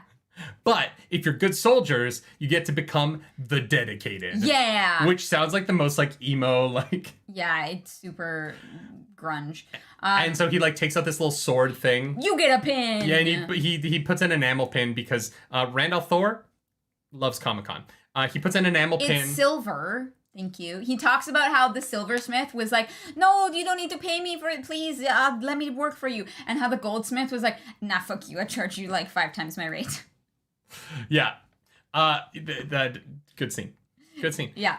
So he pins the silver on, and then he's like, and those of you who are real good boys, if you're a good boy for me. You real good boy. You real good boy. You get to be Ashaman. Yeah. The Pokemon that Agumon, or the Digimon that Agumon evolves into. Yeah. Oh my god. He said Ashaman, and I was like, Digimon, digital monsters, Digimon are the champions.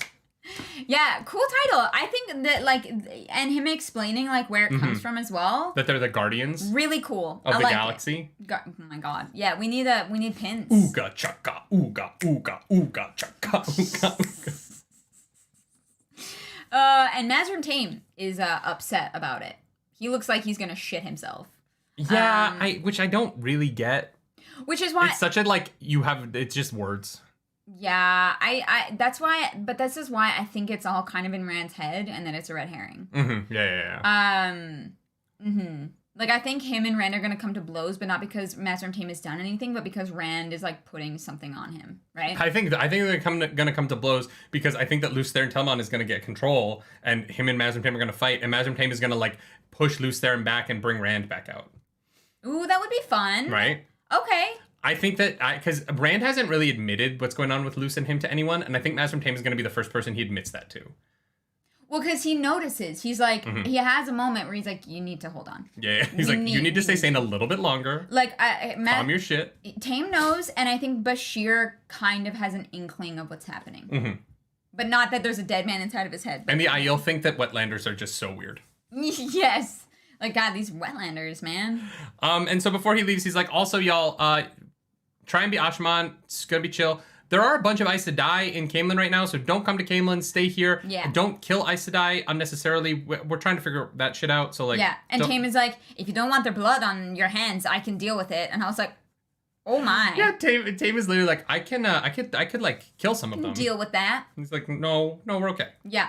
We're cool right now. Glenn, thank you for that But super chat. It's a little tease for some shit that's about to go down. Yeah. Yeah, Ashman is a dope name. Next chapter. The Crown of Roses. Chapter 43. Y'all. I fucking hate the Aes Sedai. What? Why? I like some of the characters. I hate the Aes Sedai. So, Marana, they're coming back from having met with Rand. We don't get to see the meeting, which I was a little bummed by. Me too, but we do get enough information about it. They're super scared of Rand. They also are really, they're so on their high horse that Rand can't tell when they're going to channel. I know. And I'm like, why would you assume that? Yeah. Like, just stop fucking assuming dumb shit. You don't know. Yeah. Yeah. I'm like, they why? don't know, right? Yeah. Like, they think that they're so above everybody else that there's no possible way. but they also know, they know that there are weird powers within the One Power, right? Like, the Aes Sedai are aware of the fact that not everyone is the same within the One Power. And they know that so much information has been lost. Yeah. Right? That they're rediscovering. Baka, thank you for the super chat. I think the Kramer pronunciation of Loyal is canon, and the show deviated based on the Fayokoit. Loyal, well named for your nature, is loyalty.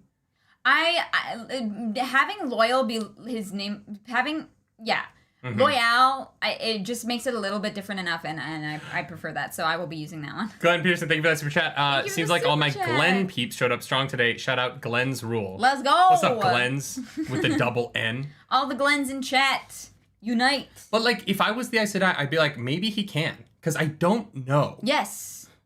You would think.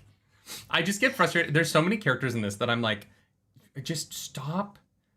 You don't know.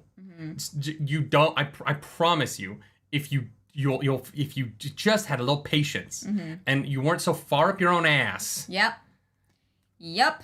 Yeah, and and the one in particular is like, I almost just channeled to test him, but I didn't.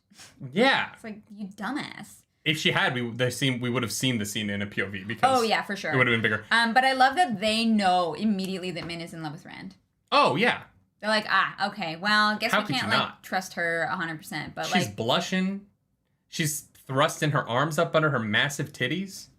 She's just, sitting on his knee. So the Aes Sedai get back to the Crown of Roses, and this is we're gonna use the hard R word here. So I just wanna throw that out before we get to it. But Alana and Baron command them. They're doing a breakdown of their meeting, and Marana is thinking, like, she's like, Alana basically raped Rand. Yes, she says it was akin to rape. Yes. Which is basically what we talked about. We're like, that's so messed up. And then at the end of her POV, she's like, if it had worked, I wouldn't have minded though.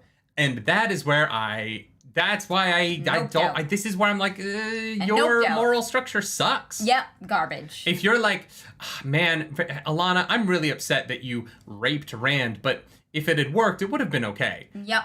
Fucked up. Yep. It's a weird, it makes me be like, no, let Varen be in control of this embassy, because Marana don't like you anymore. And then she like weirdly tries to justify it, like, oh, well, Alana is just dealing with some stuff, so I guess maybe it wasn't actually akin to rape. And I was like, what am I reading? Like, I was like, what the fuck is going on right now? And I don't think that it is, this is not a slight against Robert Jordan. I don't think that that's what he's trying to say. I genuinely do think that he is using this to make it, to point out Marana's flaws. Like, he is making her a flawed character with this. But it really just made me be like, oh, okay, so Marana can suck a giant bag of dicks and fuck off. Caleb, thank you for that super chat. Yes, so many things lost. The scientific method was lost in the breaking. So sad. And Anthony, welcome back to the Nerd. Welcome to the Norgs.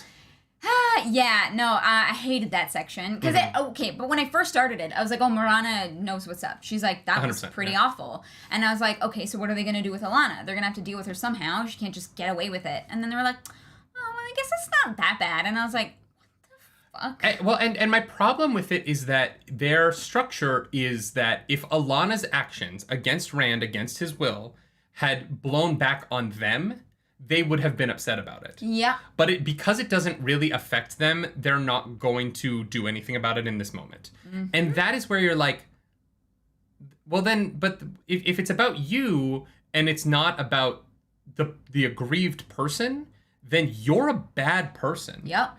Right? Like, and yeah, it just makes this very hard to like parse through because they're so selfish and they're so conceited and on their high horse that it makes them awful. Yeah. In this part particularly, and it went downhill so fast. Like it started, I was like, okay, we're all on the same page, and I was like, nope. Yeah. And what I love about it, in terms of the writing of the book, is that Rand kind of needs them. And so you're making your protagonist and Rand have to work these really difficult, nuanced relationships between these factions that he does not want to work with. Well, and it's justification for Rand being so sus. Yeah. Mm-hmm. Like, I'm like, fuck yeah, I get it. Yeah. Like that is wild. And it just makes me want, like, it really makes me want to, it makes me wish that the tower just completely gets torn apart and rebuilt. And I honestly hope that, I hope that it is reformed because like they are so like far from reason that I'm like, you kind of need to fall apart again because, no, I hate it. I don't like it because then Alana is not even like, yes, I did a bad thing. Alana's like, wait, I didn't mess everything up. Mm-hmm. Like, I was like, oh, you don't even care really what you did. Yeah. It's fucked. I hate it. Anyways, moving on. It's gross. Yeah, what's interesting about it is it is there are so many real world parallels to this, and I think that that's awesome. Like I do not awesome that it happens in the real world. No, obviously. but the commentary on it necessary for sure. Yeah. And I like that about it. I do. I think that Robert Jordan has done a really good job. Like I hate the Aes Sedai. I want to keep reading them, right? Like I'm not like I don't hate the book. I want to be really clear. This is not me saying the book is bad. It's me saying, oh, I hate the Aes Sedai. Yeah. Where, but because they're not our protagonists, they are an antagonistic force to our protagonists. Yes. And are showing the wrong way to do things that I hope that our main characters learn from, right? Yeah, God, I hope so. And then we get the weird, like this section I just kind of hated because then we got that weird power level breakdown where Mirana's like, well, technically, like, Vera and I are the same power, but she has, she's older than me, and so she might just try to take charge here. And I was like, what is happening? This is a nightmare. Yeah. Like, you have someone that you've chosen for their political prowess going into a situation, and a more powerful Aes Sedai can just show up and be like, my turn. I was like, what? No! Like, it's a terrible idea. Yeah. This is the reason though. I remember because when we first read the bonding moment, I was like, I don't think this is going to be in the show because they're not going to want to deal with it. And now that I see how the series has handled it, I don't think that the show is going to have time for this because you can't tell this story now without spending more time talking about it than the books do. And the problem is because it was a different like culture when that came out. Yes, and the problem is you have to talk about it in the show because you're not in the people's heads, and It would be a lot of dialogue that would be really hard to like. The episodes of the show would have to become about this in a way that I don't know that the show is going to want to do. Yeah, I think that they should. The Aes Sedai are unlikable enough. Yeah. That this is just another thing added on. I don't think they're going to be as unlikable in the show.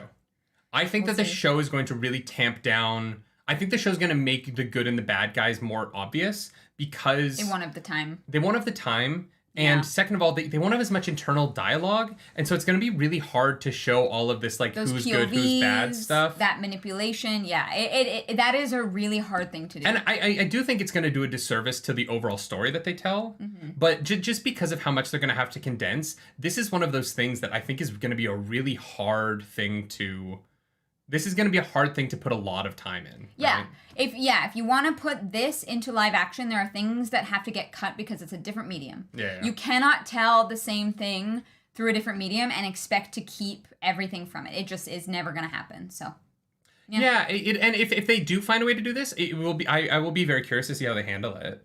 Yeah. I just think that you'll have to be more sensitive about how it's handled than the book had to be in the 90s. Yes. Otherwise, the backlash against it from people who never read the book and don't understand the context of it. They're going to be like, what? Yeah. It's going to be one of those things where it's just going to be articles and articles and articles. And I like articles I don't think the show wants to deal with. Yeah.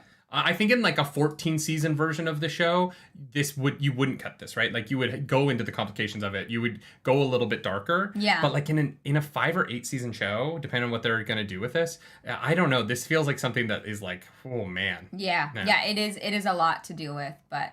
Yeah. Yep. So we're the girls go around the Aes Sedai go around and talk to different people around town, trying to like point to who might lead Andor. These POVs didn't make a lot of sense to me. Yeah, me neither. They didn't set much up in my brain, but we'll see. Yeah, I didn't get a ton out of these except that like they've been told that Elaine is on her way. But they are skeptical of it. But even like when Lady Elorian and Demira are meeting, Elorian asks, "Who will have the Iron Throne then?" And the answer was simply, "The wheel waves as the wheel wills." Yeah, I was like, okay, right. cool. Yeah, that was great. I love that for us. That was a non-answer. Yeah. Mm-hmm. Oh, actually, Yasmin has a good point. It's a mirror to what the White Tower Embassy is doing in Kyrian to show you that they operate in the same way. I would say the difference is that the embassy in Kyrian scenes, when they did those POVs, I understood the purpose of those. I understood the purpose of what the Aes Sedai were doing in each of the POVs. Mm-hmm. I understood what they were leaning towards. In this, I didn't really understand what the Aes Sedai were trying to tell people about. Yeah. It didn't seem like their motivation was very clear in these POVs, to me personally. No, I agree. It honestly just is like one of those things where it's like meddling to meddle to get everybody confused so that you can like save the day in a sense. Mm-hmm. Yeah. I agree with that. Yeah. I took a picture of something. What did I want to make sure I don't miss this because I highlighted something and I want to make sure that we get it. Was it in this section? Yes, it was. Alana, when talking about her bond with Rand, I highlighted this because this really struck out to me. Yep. It's because they're like, where is he? Is he still in the city? And she's like, he is in the city, in the palace, I think. Mm-hmm. He has a wound in his side, an old wound, yet only half healed. Every time I let myself dwell on it, I want to weep. How can he live with it? Mm-hmm. This was fascinating to me. This idea that she's felt her warder die. She's felt her warder have wounds before, and she's never felt anything like the wound in Rand's side. Yeah. And how much pain he's in. And, like, his constitution score must be, like, 20. Yeah. Oh, yeah. 100%. For him to deal with this all the time. Yeah. Really dug this line. Yeah, because to him, like, it opens up sometimes when he, like, overextends himself. But, mm-hmm. Most of the time, he's able to just kind of ignore it. Yeah. And I did not realize that it was so severe. And I think that it was nice that we got that Alana moment to be like, oh, poor Rand. Like, yeah, he's just doing his best. Like, yeah. I like, as much as I hate, obviously, Alana, like, bonding him against his will, that's gross. Yeah. That tidbit of information was very interesting. Yeah, it makes me like, Rand is just this, he is the epitome of the tragic hero. Yeah. Because Rand, here's the thing, like, Rand is being successful. He's doing stuff that is working, right? Yeah. But Rand is not getting anything that he wants. No. And like, Rand gets nothing but shit on and pain and suffering and... Yeah, and he's like, and I have to use my friends, and like, I hate that, but... What? I don't know why those went out. Oh, no. All right. Sag. Yeah, no, I agree. It's just his life is like really hard. And he's like cold with Avienda now because he's like, anyone who's close to me, like, I fuck up their lives. Like, yeah, he truly the tragic hero, and is a reflection, I think, of Luce Theron. Yeah. In that time. Yeah. Nim says, he gets Min sitting on his lap worth it. I would not trade that. I've got you though, so I'm good. You're good. I got this one sitting in my lap, so I'm happy. We should have started off the show that way, just me sitting on your knee. Okay. The color of trust. We're going into chapter 44, but What? we have to go back before we can go into this chapter. Oh, okay. We have to go all the way back to the dancing. Because when Matt is dancing in Saladar, we skipped over this, and it's really important. Halima is trying to... No, there's two things that we skipped over that are very important. Right. The You're right. Aes Sedai all want to bond Matt. Yes. Very Hard. Very, very much. Everyone's like, do you want to be my warder? Hey, boy. like, no, Boy, do you want off. to be my warder? And he's like, no. But also, he meets and dances with Halima, who Yes, he's apparently like, oh, so pretty. super hot. So bosomful. And despite the fact that she is 3,000-year-old man in a woman's body, hits on all the boys. So we love our queer representation and our villains. Yeah. Yes. So many villains canonically queer. Right? And Halima tries to channel at him. Yeah. But nobody sees it. Yeah. Halima is Arengar, is Agenor or Belthamel. Agenor One or of them. Belthamel. One of the two, yeah. Kevin, thank you for coming back to the nerd table. Anyone living with chronic pain understands how Rand feels with the unhealing wound and how Alana feels about it. Yeah. I would assume so. I don't have chronic pain, thankfully. And I have so much empathy for people that do. I do have other illnesses that are... I had it last night. Yeah. I'm sorry. I had a bad night, you guys. But don't worry, I'm fine. I'm fine. I got to bed at like 5 o'clock in the morning. It's fine. Because I have intermittent health issues, I can't imagine if it was chronic. So my heart 24/7 soul goes out to you. Yeah, truly. Yeah. But Halima is definitely Agenor or Belthamel, right? Yes. Yeah. 1,000%. This is a good time for me to say last week I misspoke, and I am sorry about that. Last week I did say when we were talking about Agenor and Belthamel last week, I said the opposite of what I meant, and people corrected me in the comments, and so I do appreciate that. Yeah. I do appreciate people correcting me in the comments, but I do want to say on the podcast, for people who don't go to the YouTube comments, what I meant last week with the Agenor Belthamel thing is that the one power is tied to your soul, not to your physical body, and so a trans person, like a trans woman would use Saidar, and a trans man would use Saidin. Yeah. I said that's what I meant, and I said the opposite last week. And I just wanted to clarify that because everyone in the comics was like, no. And I was like, oh, no, you guys are right. I said it the wrong way. Yeah. It was like backwards. Don't they literally say who Halima is? Yeah, it's... Arengar. Oh, no, we know that it's Arengar, but yes, they haven't said that Arengar is Agenor or Belthamel yet, but I'm pretty sure it's Agenor or Belthamel. Yeah. So one of those two definitely going to be... And I think that because... I think she might be following the group. Mm-hmm. Because Matt, after Elaine asks... You think Halima followed them from Saladar? Yeah. Oh, interesting. Because I know... Here's the thing. We know that the other Aes Sedai have been channeling at him because he can feel the thing going. It's perfect cover for Halima to be trying and figuring out what's going on. Oh, I see. I don't think that. I think that it's just more valuable for Halima to stay in Saladar. I think she wants to stay close to Egwene. Maybe. I don't know. That's... What pronoun does Halima use? Maybe we'll find out. Halima, what are your pronouns? You, they, them? I just thought like my thought went to Halima because it happened at the dance or whatever. No, I think that's Aldeas. That's just them being Aes Sedai. I think it is part of them. No, because I think that like how would she have followed? Oh, she can probably travel. Oh, actually, yeah, Halima would be able to travel, right? Maybe. No, she would, right? If she can channel, and she's from the Age of Legends, why wouldn't she be able to... Yeah. I'm assuming all of the Forsaken know how to travel. Yeah, well, yeah. So that's how they Halima get would be around. able to travel... Yeah. Oh, that's interesting. Halima might be following them. It was a thought I had because it seemed a little suspicious that the Aes Sedai were channeling at him all the time. But yeah, I think there's a possibility she might be there. She might be watching what they're up to. I don't know. I feel like it's so useful to have that like person in the Rebel Tower. Right? For the Forsaken. Like, because they have a Forsaken in the White Tower. So to have a Forsaken in the Little Tower, it just makes sense to me right now, but you could be right. We'll find out.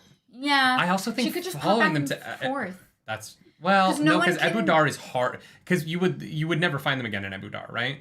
So I don't know if that would be very helpful. No, but like when they're traveling, she probably was there trying to figure out what they were up to. Like, because she may not have had that information, or maybe she did because she's no, because she has people. Because yeah, she has a okay. sitter that tells her Okay. everything, right? And they know about the bowl. Yeah, okay. Because the bowl isn't a secret, right? Yeah. Okay. Yeah, fair. I don't know. It was just an idea, but yeah, I am glad that we touched on that because I think it's gonna be very important. I feel like if we went back and read Eye of the World, I could figure out which one is Halima between Agenor and Balthamel. Because isn't it the one in the gimp suit? There's the because there's the two Forsaken. One of them is in latex sex clothes, and the other isn't. And I'm pretty sure, based on how horny she is, it's the one in the latex sex clothes. But I can't remember which that is. All I remember about the two of them is that I think it was Agenor was the one who made little creations of things, like made the Trollocs. And then Balthamel's in the latex sex suit. Maybe. Anyway, they get to they get to outside Abu Dar. Or no, they are leaving for Abu Dar. Oh my god, we haven't even talked about them leaving yet. We need to move on. Yes. We need to move on. Yeah. So, but that was important because as they're getting ready to leave, where are we? Oh, Matt asks Swan to dance and doesn't realize that it's her. And then he's like, oh my god, I can't believe I asked Swan to dance. Yeah. How dare I? That was very funny. Oh Yeah. my god. Matt also very into body shaming in this section. What do you mean? Matt? Oh my god. He's he's fat shamed people in previous things, and then he is skinny shaming people twice in this section. Oh. Too bony to hug. Yeah, too bony to hug. Or Yeah, like yeah, a yeah. man could break a finger trying to pinch your hip, and I was like, bro. All right. Oh, I didn't get what that meant. Yeah. Yeah, I see what you're saying now. Yeah, I was yeah. like, I get that you have a type, but like, damn, okay. At least he doesn't say it out loud. You know what I mean? Like Sure. he thinks it to himself. I guess so. You're allowed to have preferences, right? Yes. And yes. his preference is thick girls. But he could just be like, not my type, as opposed to a man doesn't like to get poked when he's being hugged. Like, okay, all right. Morel is the one who repeatedly wants to bond Matt, which I find interesting because Yeah. if he did that, him and Lan would be Bond brothers. Bond brothers. Yeah. And then Matt and Lan are gonna be having threesomes with Morel. Oh man, yeah, no, I don't think Matt. This is just a suspicion. I don't think Matt likes Aes Sedai. No, he doesn't. Not very much. No, you don't think No, so? not a fan. Although he does kiss Leanne on the mouth.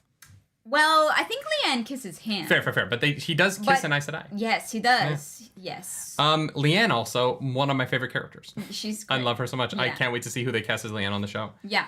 Unless she was in season 1, but I don't remember Leanne in season 1. In season 1. I don't remember Leanne being there. Oh, I know. She was in there? Okay. Did she? I don't know. But I don't if think she had like- any lines.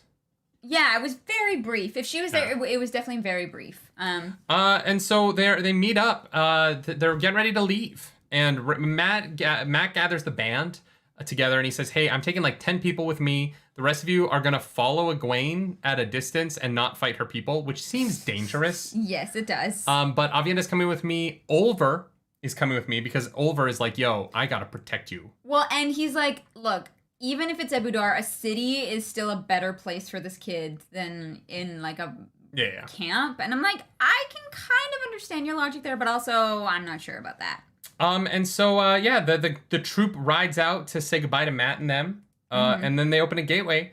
And Matt is like, all right, so we're going to get there like tomorrow. We'll be back in like 3 days. It's going to be great. And they're like, no. It's going to take like 5 days to get to Abu Dar. Wait, was this Leanne? Oh, shit. Yeah, okay. She's super cute. All right. Yeah. I'm into that. Yeah. Fantastic. Jennifer Garcia is Leanne. Great. Very nice. And so, yeah, it's going to take them like a month. And Matt is like, God damn it. Can you guys just tell me one fucking thing in advance, please? Wait, a month to get to... No, it's going to take them a month to get back. To get back? From Abu Dar. What? He thinks it's going to be like 5 days. And they're like, no, it's going to be, we're going to be gone a while. Well, I know they teleport like 5 days out. So they have to travel for 5 days. And then they'll probably have to travel back until they have a safe spot. Was it a month? Yeah. Okay, but they have to, like, it's going to take them time to find the thing, and then they have to get back, and then they have to find where the little tower is now, because it's going to have moved. It will. Yeah, okay, that's fair. I guess I got He's that thinking it's totally. going to be like a week total, and it's not. It's going to be a while, right? Uh-huh. And Egwene actually, like, shows up and says goodbye, and he's like, I'm surprised he showed up and said goodbye, and she's like, look, like, come on, dude. Come on, we still know mean. each other. Yeah. And the Aes Sedai are right. Like, she's like, look, the Abu Dar is surrounded by fields of people, or by farms and people. We're not just going to open a gateway that just slices people in half, or cows, or sheep. Like, we're going to be safe about this. And Matt's like, that's a good point, but I guess so. And it begins chapters of Matt going, that's a good point, but I don't say it to me. Yeah, I would have figured it out by myself, okay? You didn't have to tell me. God damn it. And so they take off, and off to Abu Dar we go. Mm-hmm. I do like, I don't know, Matt and Egwene having a little moment was actually very nice. No, it was cute. I liked it a lot. Yeah. Chapter 45. Bitter Thought. This chapter has a wolf icon. What? After 80 chapters. Oh, after over 80 chapters. Is it been that long? Over the kneeling? Oh yeah, everyone kneels to the Amerlin seat because she's the Amerlin seat. Well, no, Matt does. And Egwene is like, oh. No, and then all of Matt's guys do kneel to the Amerlin seat. Oh yeah, I guess they follow him. Yeah. Yeah. I don't know. Ember Eye says he kneels to try and give Egwene clout. Is that why? Oh, that's interesting. I definitely did not get that. I just thought he did it because he was like, I think I'm supposed to do this. Interesting. I hadn't thought about it that way. Yeah, no, I definitely did not pick up on that. Yeah, no, I didn't pick up on it that way, but I actually really like that. I like Matt is acknowledging that he is viewing her as the power. That's cool. I wish I'd caught that the first time. Yeah. Yeah, no, yeah. Not that she really needs it. Like, everyone that. is giving her legitimacy, but I appreciate. Matt does some things right. Yeah. Wait, which chapter was that? Oh, right, because he sees that she's all alone. That's interesting. I see, chat. This is why we do this with y'all, because we can't figure out everything by ourselves. We're both idiots. Blue, thank you for that super chat. Who is this Perrin guy? Why would they introduce a new character so late into the story? Wow. Have you read The Wheel of Time? Robert Jordan introduces a new character every chapter. Truly. Also, Blue... do you know where Rand got the gold and silver for the pins? He took the fifth. What? Didn't he take the fifth somewhere?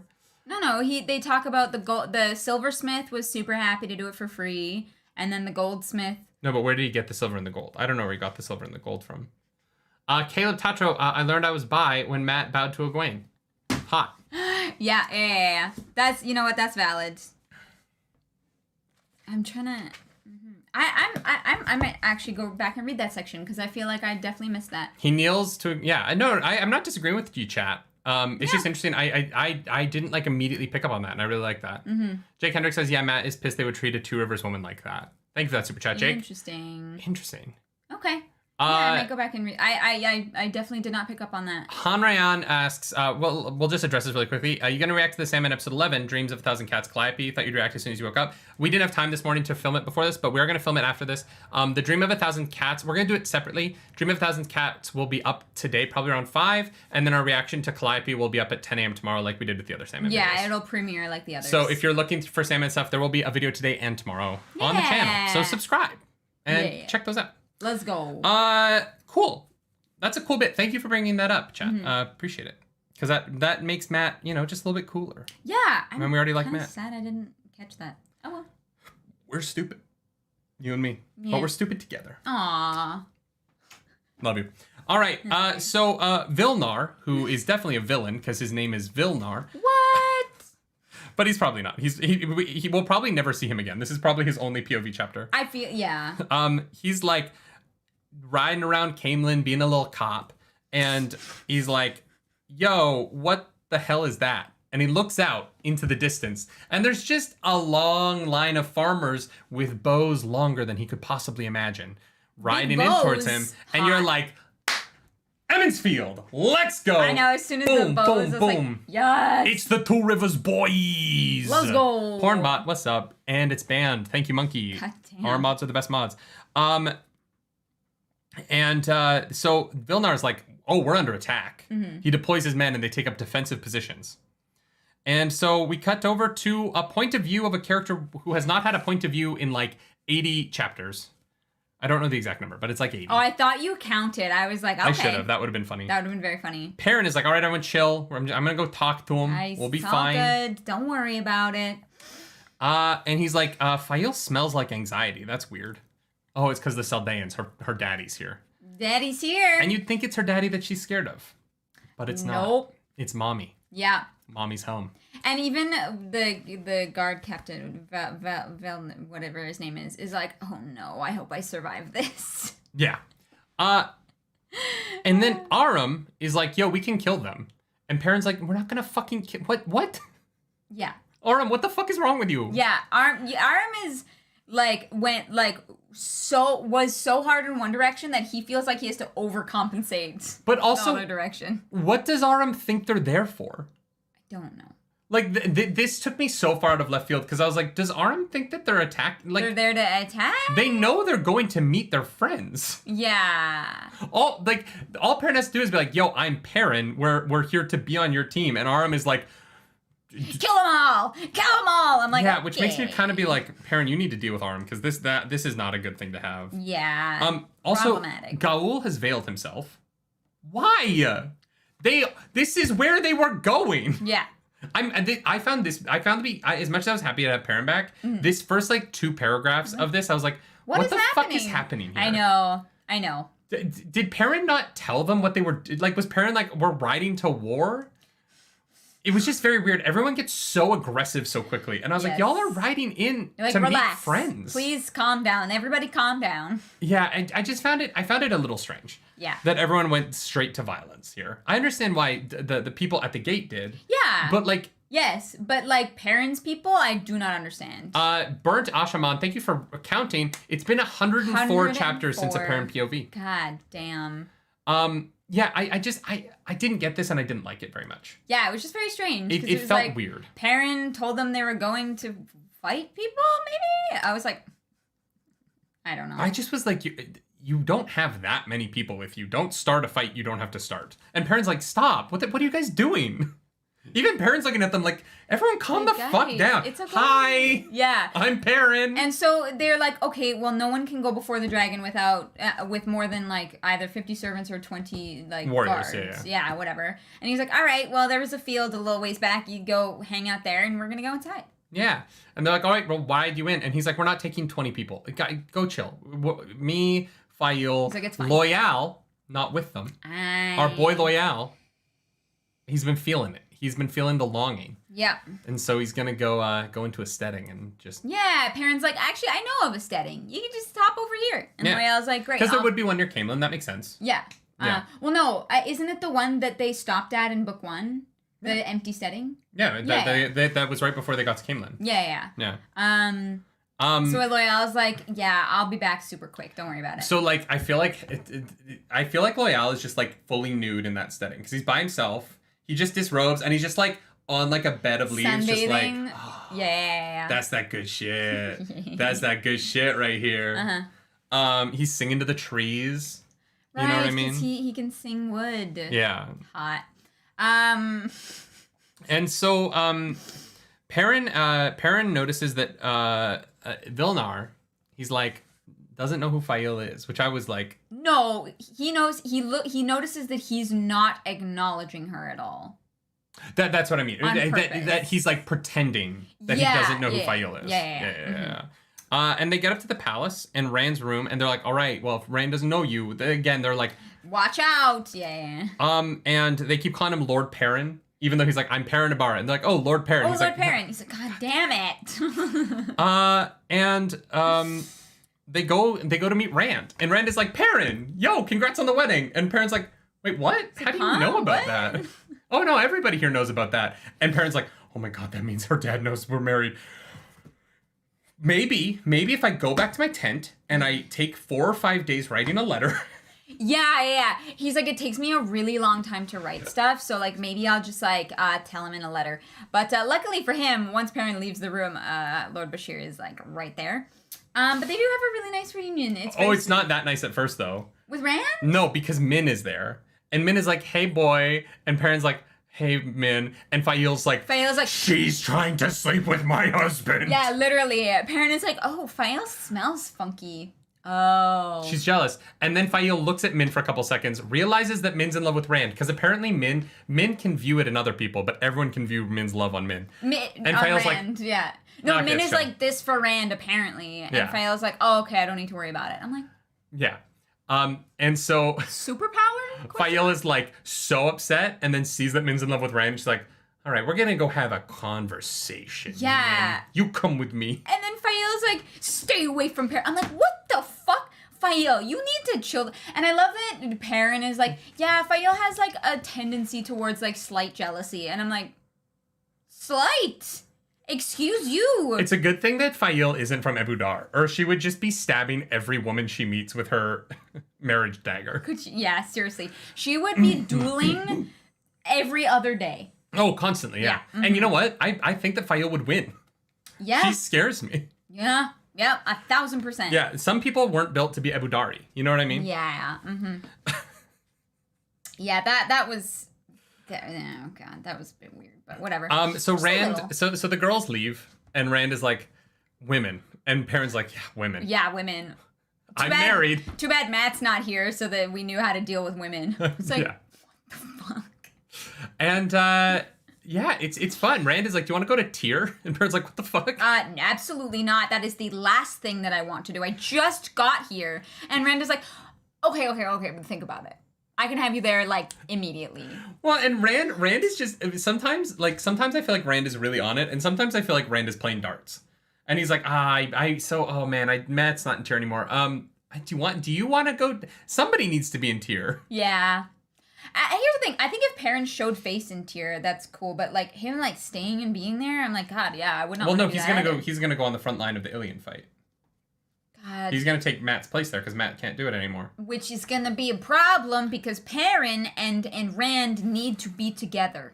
There's bad things that are gonna happen, and if Perrin is not there, Rand's fucked. I think they will be together. I think that Perrin is gonna ride in from the distance, right? Mm-hmm. And Rand is gonna like drop himself in Ilion, solo style. It's gonna be like Fortnite. Yeah. Why are we the same person? Yeah. We've been married too long. We need to get a divorce. 2 years, too long. We use the same word at the exact same time way too often. Yeah. Oopsie. This podcast would be better if we had different points of view, but we're just like on a path. We definitely don't disagree on things that often. I think we have like different favorites and like slightly different things, but yeah, we're very much on the same page about a lot of stuff. It's why our marriage works. Marry someone that you don't argue with all the time and you'll be happy. It's great. Yeah. Honestly, highly recommend. James Ross says, try being together for 13 years. We're trying. Well, it's just hard. We just can't speed it up. Yeah, time goes by so slowly for those who wait. Time keeps on slipping, because Rand is losing it. So they have a nice little chat about Two Rivers and about everything that's going on. It's pretty cool. Yeah, they catch up, which is really nice. And as the conversation begins to lag and end, and Rand's like, oh, it's so good to see you, my dude. I have rooms for you. It's going to be super chill. Mm-hmm. I'm glad to have my bro in house here. But you have to go talk to Davram now. Have fun. Bye. I don't want to be a part of this. Yeah. He's like, and go. Think about Tyr if you survive. Yeah, truly. So Perrin leaves, and luckily, Bashir is right there. Yes, this is chapter 46, Beyond the Gate. Steps out in the hallway, looks down, and sees a guy, and he's like, oh yeah, no, that's the one. Yeah. Well, pray for me. Yeah, so this conversation, I'm not gonna lie. The Bashir stuff in this chapter is funny. Yes. It does not make a lot of sense. I feel like none of these characters act like adults. What? No. It feels like it's written for comedic purpose. This felt like a comedic aside rather than it be like a very serious scene. But it still made sense to me. I don't know. The Bashirs learn nothing about Perrin in this entire section. No, that is not true. They say a lot to Perrin. No, I think Bashir very much gets a handle of... Look, Bashir would not be in the position of power that he is in without being able to get a read on people, to talk to people and know their strengths and know their weaknesses and have that kind of like insight, right? And so we learn that Fail is not old enough for marriage. Without her mother's permission. Yes. Yes. Still very weird. That's a cultural thing, though. It's not... I think it's not actually about, like... No, I know. It is just a little bit weird, and I was like, okay. And so Bashir is like, yeah, so if Fail's mom decides that she's not old enough to be married, I get to kill you. Yes. And I was like, okay. Great. Perrin didn't know any of this. I feel like Bashir could have asked Perrin a little bit more. Asked what? About himself. He just kind of starts telling Perrin how it goes. And Perrin's like, okay, fight me. No, here's the thing. He asks Perrin about himself, and he's like, no, not that. That's not what... I don't care what you are. I want to know who you are. And I don't think that you can figure out who a person truly is by asking them who they are. You get the surface stuff, and Bashir, that moment is there where he's like, oh no, you misunderstand the question. And so instead they have a conversation where he tries to gauge what kind of a person Perrin is as opposed to asking him outright. That's fair, but I feel like Perrin learns more about Davram here than Davram does about Perrin. I think we think that, but I think that Bashir has that, like, Wheel of Time tingle where you just know what people are thinking by, like, looking at them. The Wheel of Time tingle. That's what everyone in this book is a master, facial expression reader. Or everyone just, like, wears their heart on their sleeve, on their face. Like... That is like a thing in these books where everybody is like very easy to read by their face, and I've never read anything like it to me. Perrin has a tell. Oh my god. So Perrin, basically the thrust of the conversation becomes Bashir says that if you don't live up to this, I'm going to take Fail away from you, and Perrin's like, absolutely, you try, and Bashir's like, I have an army of 9,000. I'm sorry, are your... I don't care. Are your Saldeans harder to kill than Trollocs? And I really wish that Perrin has been like, I fist fight Murdral. You think I'm scared of short Saldean boys? What? Yeah. Perrin fist fights Murdral regularly. Although Bashir is very impressed that he fights Trollocs. He's like, oh, I like a guy who can stand up to 100%, for sure. Yeah. But Perrin's but I wish Perrin had literally said, I will go against a Murdral without a weapon happily, dude. Your 9,000 trained soldiers, I do not give a fuck. I will not let you take Fail away from me under any circumstances. I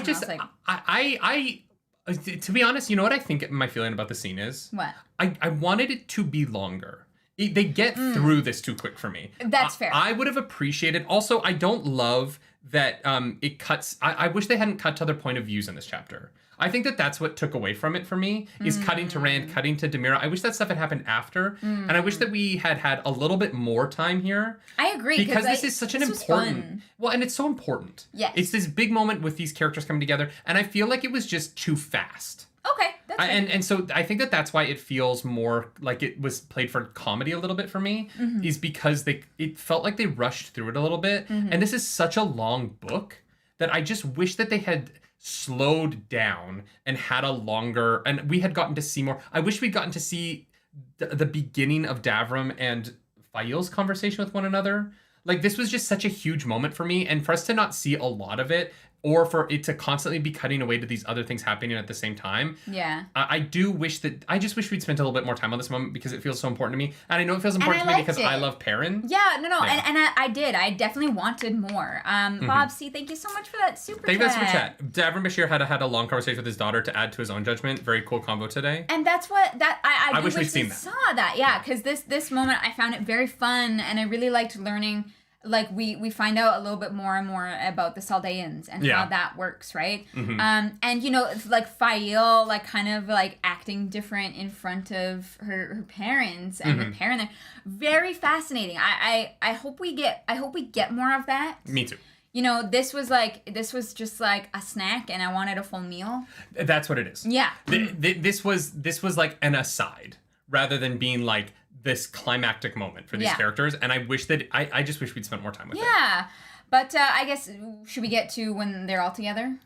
No, I want to bring up Carl Marler has an interesting point here. The only real bad part of Wheel of Time books, the off-screen scenes. I agree with that. Yeah. There's a lot of stuff that happens off-screen in these books that I wish was on-screen. Yeah. And this is one of those beats where like I just wish we got more of it. 20 books. Yeah. Should have been 20 books long. No, but there's stuff that I would have cut as well. So okay, that's valid. So before we get to the full group stuff, we cut over to Rand, and Rand and Min hang out. Yeah, basically, and Min keeps teasing him. Yeah. Giggity. And Rand starts drinking to try and drown out Lucifer and Telamon. He's like, I'm going to drown him out with wine. Yeah. Mm-hmm. So then, before we get back to the conversation with Perrin, and this is my point, right? Before we get back to the conversation with Perrin and the family, we go over to Demira. Yeah. And this is what I'm saying about the scene. It's not that I dislike it. It's that I wish that this had been given so much importance that it didn't cut away from it. Yeah. Demira and Aes Sedai is walking through the city, and she runs into a bunch of Aiel, and they straight up start trying to murder her. They just start stabbing her with spears in the middle of an alley. Yeah. Crazy. Yeah, so there's definitely a Forsaken with the Shido. Yeah. Because otherwise, how did they get there that fast? Or these are Rand's Aiel, but they're dark friends. Maybe. Because Melhindra was. How is this any different than Melhindra trying to kill Matt? I guess so. Right? But also, like, she recognizes that one Aiel. So how would... Because he's been in Caemlyn the whole time. The whole time? They haven't been there that long. Yeah, but she's been there long enough to have met... Because she keeps going to the palace. So one of the Aiel that's with Rand is a dark friend. I wouldn't be surprised if all of the Aiel... If an entire, like... They're not Aiel. What do you mean they're not Aiel? They're not Aiel. No, they're not Aiel. What are you talking about? They don't behave like Aiel. They put on Aiel clothes. They're either dark friends or they're not Aiel. I don't know. In order Their for heads them... are wrapped. Okay, is there any other Aiel with dark eyes? Dark glittering eyes? I mean, it's the middle of the night. I don't know if you can... It wasn't the middle of the night. Wasn't it? She's like leaving the inn at like... No. She's going to meet the librarian. Sorry, they were falling off. I'm not taking them off. It's just super weird. I know. I don't know. The idea that anyone Don't look at chat. There's some, yeah. The idea that anyone other than an Aiel would be precise enough with a spear to be able to stab exactly where they need to stab in her body without killing her, it seems sus to me. I don't think it specified a spear. But also, yeah, they're stabbing with Aiel spears. Any competent warrior would be able to, like Tom Maryland could do that, I'm sure. With a weapon that you're not familiar with? I don't know. How do you know they're not familiar with it? Because it's a spear. It's an Aiel spear that she stabs with. Which chapter? It's not a sword. It's a 46. It's definitely spears, right? And it has to be so precise because they're trying not to kill her, right? Yes. Unless she bleeds out, in which case... Maybe she's not going to bleed out because it's a two-prong attack, right? They attack her and at the same time send someone to tell the Aes Sedai that it's happening so that they find her and they think that Rand is turning on the Aes Sedai, even though it's obviously not that, right? No, they like, I want to like look at chat to like bring chat into this, but I don't know how to, I don't want to look at chat right now because apparently there's spoilers. Yeah, they were all pressed to the side and they're like, oh, pardon. The same who had followed her, one of the faces looked familiar. The spear going into her side was such a shock. It's a spear. They're using the Aiel spears. Mm-hmm. They might not be Aiel. Like, that's a possibility, too. But all we know is that this is a trap to try and convince the Aes Sedai not to work with Rand. And it works, because the Aes Sedai are stupid. Yeah, here's the thing. The Aes Sedai should realize that if this was Rand's doing, that's dumb as fuck. Yeah, it's so and like the way they react to this is so stupid. We're like, maybe we can't trust them. Like, no, it would be so easy. It would be so easy for anyone to want to fuck up these relationships because they know that they're at odds. You do something to add tension. I can't believe nobody even like thought of that as a possibility. I know. The Aes Sedai's reaction to this makes me think that they are, which is why I think that. Holly, what's up? It's our good friend Holly Wolf. If you guys don't follow Holly Wolf on the internet, you're missing out on just great content. Yeah, honestly, incredible person, and just one of our favorite people. Who we're gonna see at Fan Expo. Let's go. Yeah, we are. It's gonna be fun. Yeah, we are. Yeah. Yeah. If you've ever been like, I want to learn how to garden, go follow Wolf of the Wild. Wolf in the Wild. Wolf of the Wild. Yes. Great content. You make great content. S-tier content, guys. Go follow Holly. I promise. She's the best. I promise. Also, Dad Asto. Those prints. Yeah. Very, very good. She's on certain websites. Mm-hmm. Wolf of the Wild. Go follow it. What? I'm trying to help our friends. Promotion. Yeah, no, the way that the Aes Sedai respond to this is really disappointing. They're like, oh my god, it has to be Rand. And none of them even consider any other possibility that I'm like... No, but see, here's what happens. Varen doesn't take over until this moment. Uh-huh. I think Varen's Black Aja because of this moment. Oh, really? Yes. I think that Varen is pushing the Aes Sedai to not trust Rand here because Varen is Black Aja. Oh, no. Also, Brandon's in the chat. Hi, what's up, Brandon? Brandon has edited some of our content for us, and we're very grateful for him because he's incredible. Absolutely.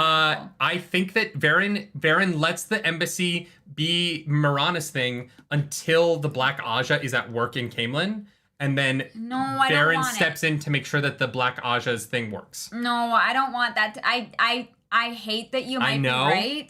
I know.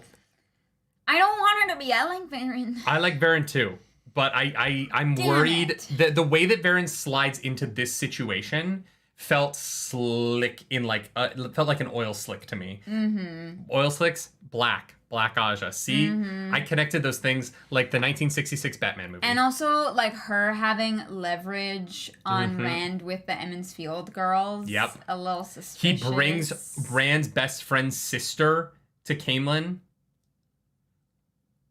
Yeah. I'm just saying, like, Varen went from being, like, the Aes Sedai I trusted the most to being the Aes Sedai that I'm the most nervous about right now.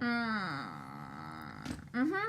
Because if she took her oaths when she was a kid, she's been working at this for, like, 80 years. Yeah. She's... Right? Like, Varen is old. Varen is, like, coming in like Dumbledore in here, but if Dumbledore was evil as shit. Yeah. And I'm worried about it. I'm legitimately, like...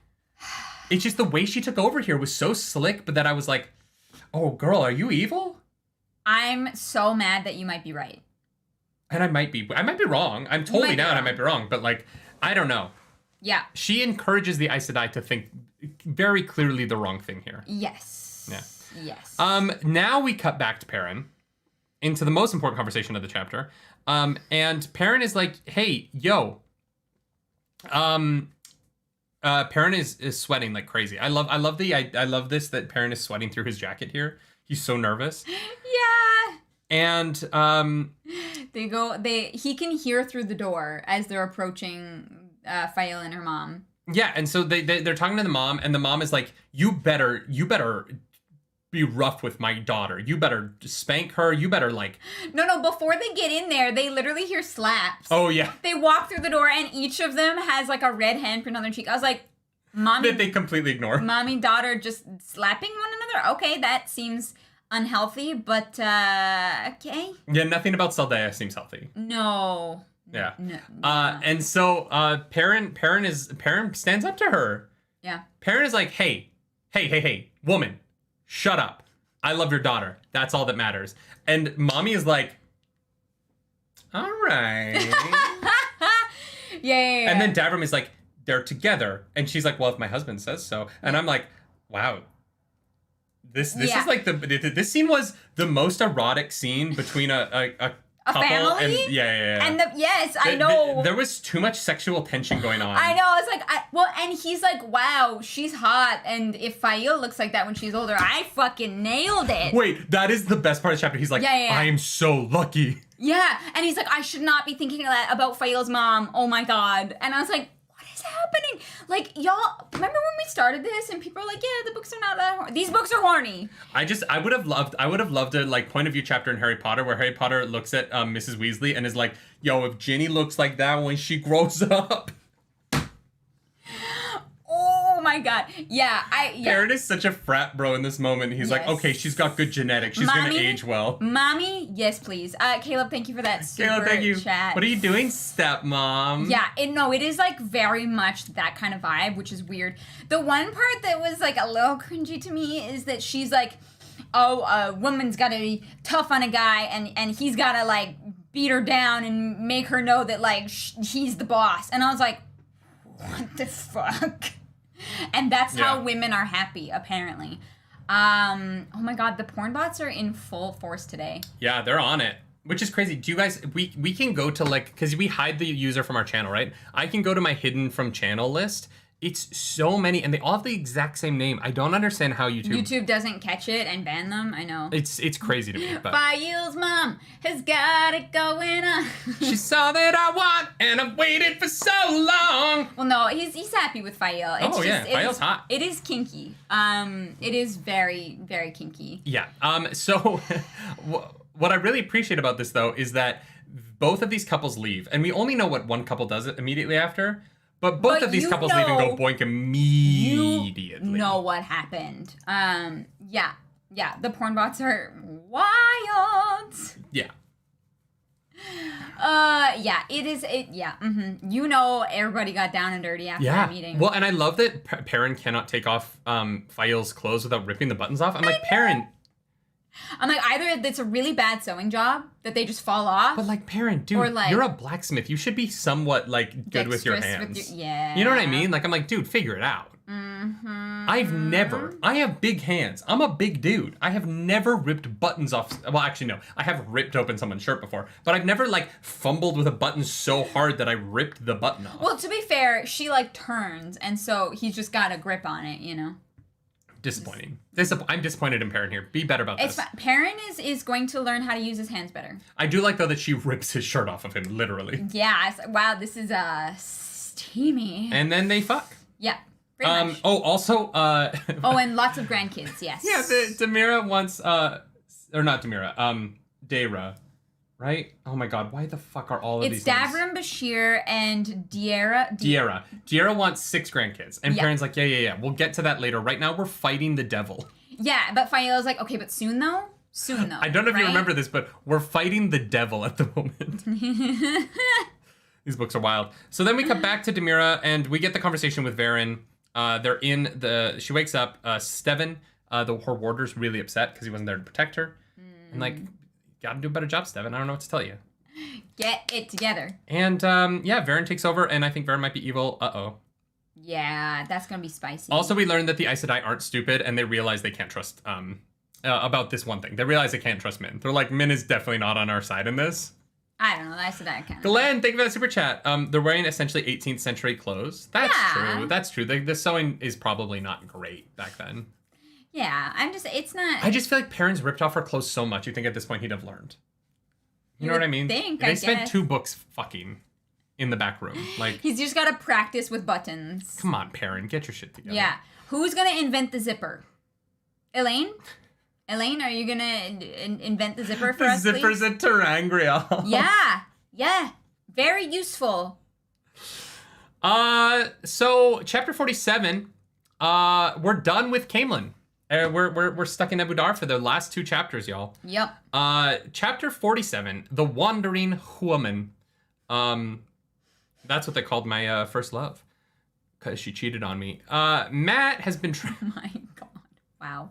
Matt and Elaine have been driving each other up the fucking wall on the way to Abu Dar, but they get there. Yes. No one kills each other, which is good. They arrive to Abu Dar as a whole party. Yeah.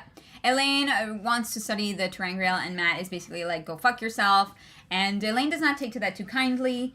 I love how she's like, I will not take it away from you, even though it should be Aes Sedai property. And he's like, wow, I'm really glad you're letting me keep the thing that's mine. And I was like, you know what, Matt's kind of right. Yeah. Kind of right. Yeah, Elaine demands that he gives it to her for an hour every night. And he's like, He's no. like, how about no? No, not an hour every night. The entire night. You give it to me when we make camp, and I'll give it back to you the next morning. I was like, no. I would say no as well. Holly Wolf says she is the wandering woman of the streets. Of the cosplay streets. Of the cosplay streets. Which is Fan Expo. The cosplay streets are Fan Expo, and it's just That's this true. complete grid in a building.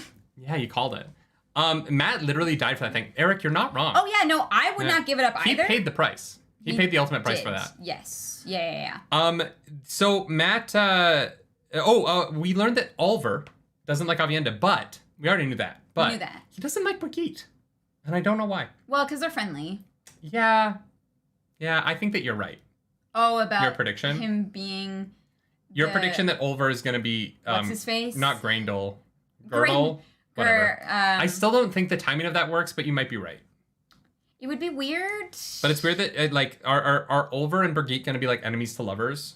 Where they're enemies until he's old enough, like and then 20 years from now, yeah. But she's 3,000.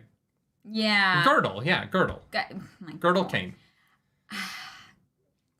Yeah, I don't know. It's weird because he's a literal child, but hopefully the series takes place over like 11-ish years, so that he's like 20. Yeah, a couple of other things that they learn on the road.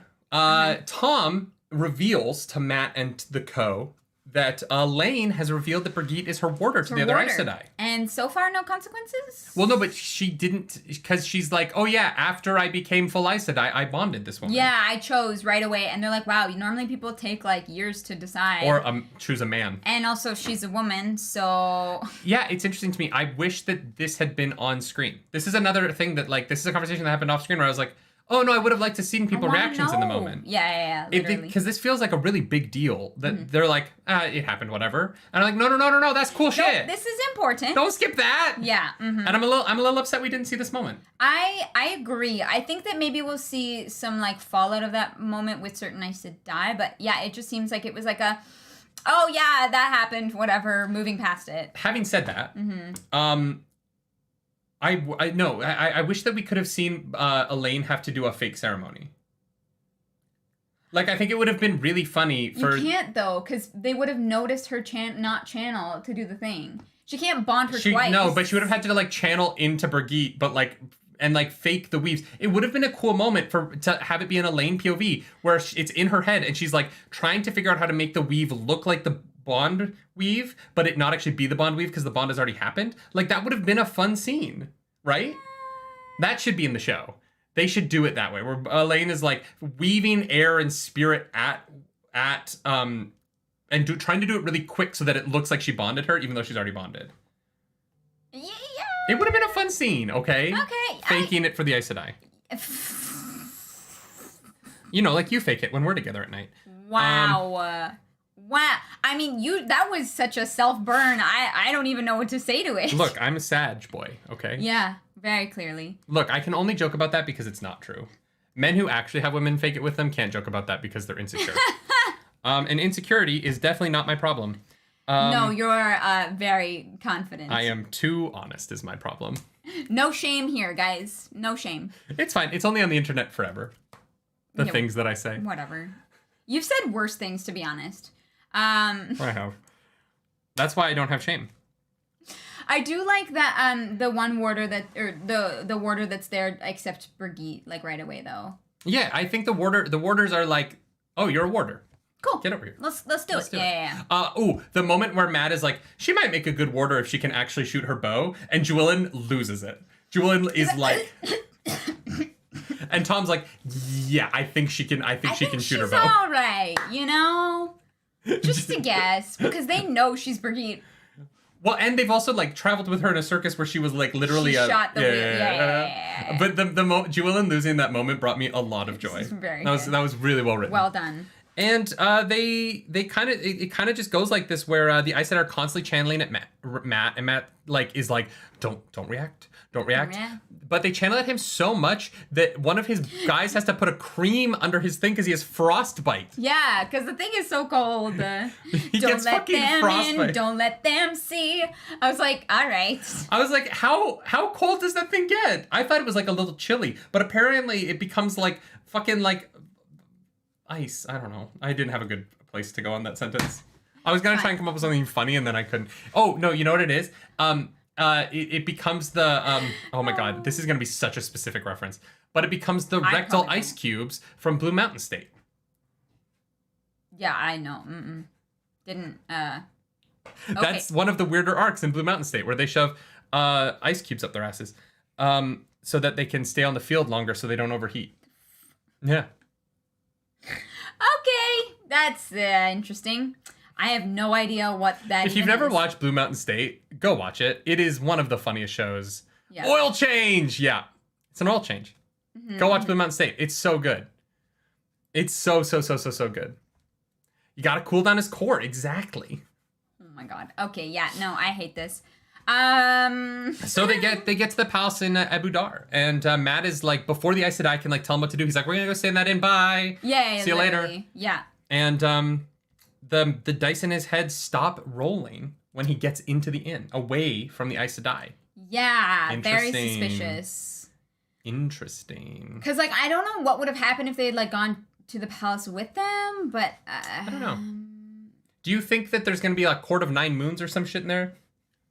In the inn? No, I don't think so, but that is very funny.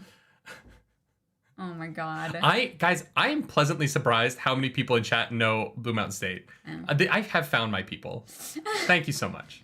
We love that for us. I love that for us.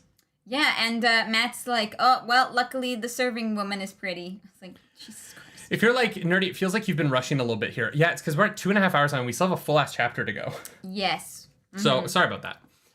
But this is my favorite chapter of the reading, I think. Maybe not my favorite moment, but definitely my favorite chapter of the reading this week. As a full chapter? Because yeah. I fucking love the Thailand. queen? Yeah. I love her so much. She's rad. She is so cool. Okay, so Nynaeve's in the bath.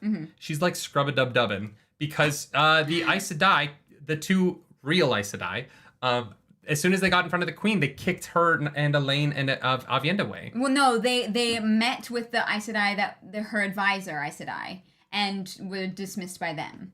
They had right. They By millennial. Millennial? I can't read her name, guys. By millennial, the Aes Sedai to advise Thailand. Yes. I think it's Marilil. Millennial. There's too many L's, and so there's too many lines in the word, and I cannot put this word together. That is fair. Every time I read it, I feel like my brain runs into a wall. Merrily we roll along. Merrily we roll along. But I'm going to call her Millennial. So they run into Millennial, and Millennial's like, oh, it's so cute to see you girls. You look so dirty. Go clean up. Go clean up. The adults are going to talk.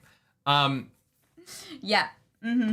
And so Nynaeve and Elaine are a bit pissed about that, but they do go scrub up because, you know, they've been on the road 5 days. Yeah. It's nice to give yourself a clean. And she goes out, and everyone else is already ready. Nynaeve's got a little towel wrapped around her head. You know, they're having girl time.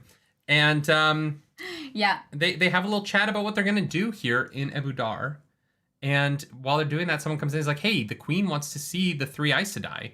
And they're like, 3? 3 Aes Sedai? Weird. Who's the third? Right, yeah. That doesn't make any sense. There's like, 2 of us. There's 2 of us, so we'll just go with the 2 of us. Yeah. Just the 2 of us. And so Avienda and Brigitte are like, we'll go check out the town. And they're like, yes. It's danger.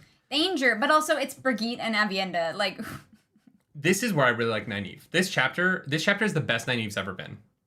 Because, first off, she's like, guys, we're not just going to walk around Abu Dar. We're going to get Abu Dari dresses, and we're going to dress locally so that we can sneak around. And you're like, oh, that's fucking smart. Things. Yeah. Yes. They finally acknowledge that these characters are growing. Yes. Thank God. And so I like that a lot. And I really like that Nynaeve and Elaine go meet the queen, and they're like, we're going to be honest with you. This is more Elaine than Nynaeve. Yeah. But, they're fully honest, and it pays off. Oh, what? What? Being honest with your allies helps you? What? This is crazy. Yeah. This is fucking nuts. All right, It's almost like the entire time they should have been honest with people that they needed things from. It's so obvious, and they Okay. finally. I'm so far away from the mic. I know. I know. I'm just so nervous for Chat's ears. And We literally just dropped 46 frames because I was yelling. wow. Guys, it took 6 fucking books for characters to realize that if you just tell people the truth, they will work with you easier. Yeah. It took.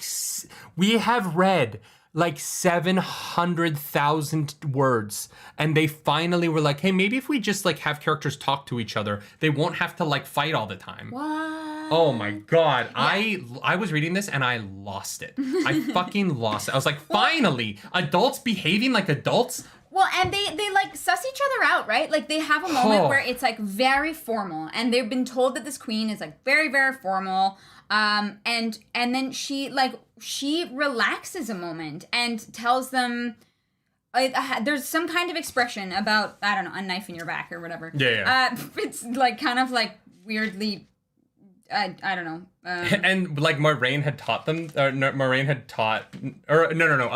had heard this term from her mom. That like if you lie to someone after they say this, it's the worst thing you can do. Yes. Yeah. Where? Oh Lean my back, God. sit back on your knife or something like that. Yeah. I really liked it. And then she's like, "Oh, you take me at my word, right?" Like, cause Nynaeve gets a little bit upset with her, Yeah. but like in a very honest way, and she's like, "Oh, interesting. Okay, you actually like you took me at my word, and you actually like spoke freely." And I think that goes a long way. Oh, I loved it. I loved it, guys. I loved it. It brought me so much joy to watch characters communicate in like a sensible way, and it pay off. And it's gonna give them the one up on Aleda's embassy. Yeah. Right? Because the queen's 100%. gonna be like, yeah, fuck those guys. But they're not telling me the truth. It's also gonna give Nynaeve and Elaine the one up on Aldeus and whatever her name is, and Millennial. The two right? Older Aes like Sedai, they're gonna have more power in this situation, partially because they are more powerful, but also they're gonna have more power in the situation because the queen trusts the two of them and does not. I don't think the queen really trusts Meryl. No, I don't think so either. You know what I mean? Like I don't think the queen trusts Azumarill, and so Nynaeve and Elaine have come in here and they've taken over really quick by like participating in a way that makes sense. Yeah. And I felt like I was edged for 5.5 books, and we finally came. Okay. Yes. Yeah, we finally got that moment. Oh my God. Where the queen is like, "Oh, you are actually being open and honest with me. I love that." And it was very interesting as well because then the queen was open and honest with them as well. In return, yeah. And you know, we learned that she's like, I just want to leave something for my son. You know, my other that's cool. 4 kids or 5 kids? Something like that. I don't know. But she's got kids. She had other kids that are all dead. Yeah. No, it was 3 boys and a daughter. 2 of the boys are dead, and the daughter. I think it was 4 boys and a daughter, actually. Sure. Maybe. I think it was 3. I think it was 4 total. Okay. Anyways. The stuff about the knives. Really cool. Really interesting. I would never go to Ebudar. This place sounds like a nightmare. Yeah. But in terms of like learning about it, I really loved the knife culture, the fact that women all have knives, the fact that like this way in which men and women are like that when a man marries a woman, he gives her a knife and says that if I dishonor you or if I let you down, kill me with this, please. Is a little like crazy but beautiful in a way. Yes, it is terrifying. I find Ebudar really cool. But it is fascinating to read about, like the culture of it. One thing I will say about Robert Jordan's idea of relationships is the way in which he writes so much violence or implied violence into relationships between men and women is a little interesting. Mm-hmm. The Aiel culture has a lot of violence in it. The Ebudari culture has a lot of violence in the relationships.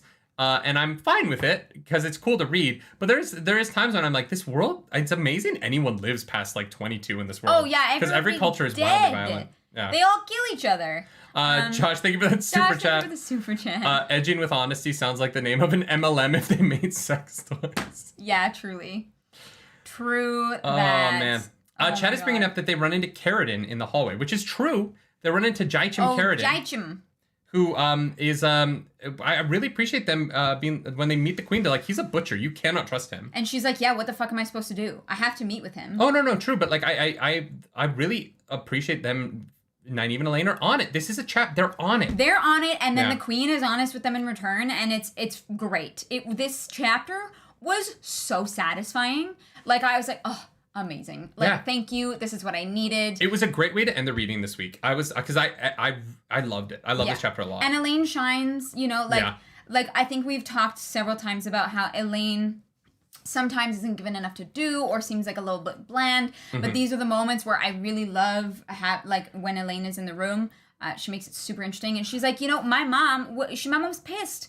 The Aes Sedai treated her like a kid. It wouldn't tell her anything. And so that is incredibly frustrating to deal with. And so to avoid all of this frustration, like, we're just going to be honest with people. Yeah, but also Robert Jordan in these chapters is using Elaine's nobility really well. And sometimes I think that writers will forget about royalty and like not use it to the best of their ability in terms of showing how a noble person interacts very differently with a commoner and other royalty. And I think that Robert Jordan has made the distinction between those lines so clear at all times that you're always really aware of the fact that Elaine is royalty, and she never drops that. While still feeling like a full person. And I think that's just a credit to, I definitely think that Elaine took a little bit more time to become fully fleshed out.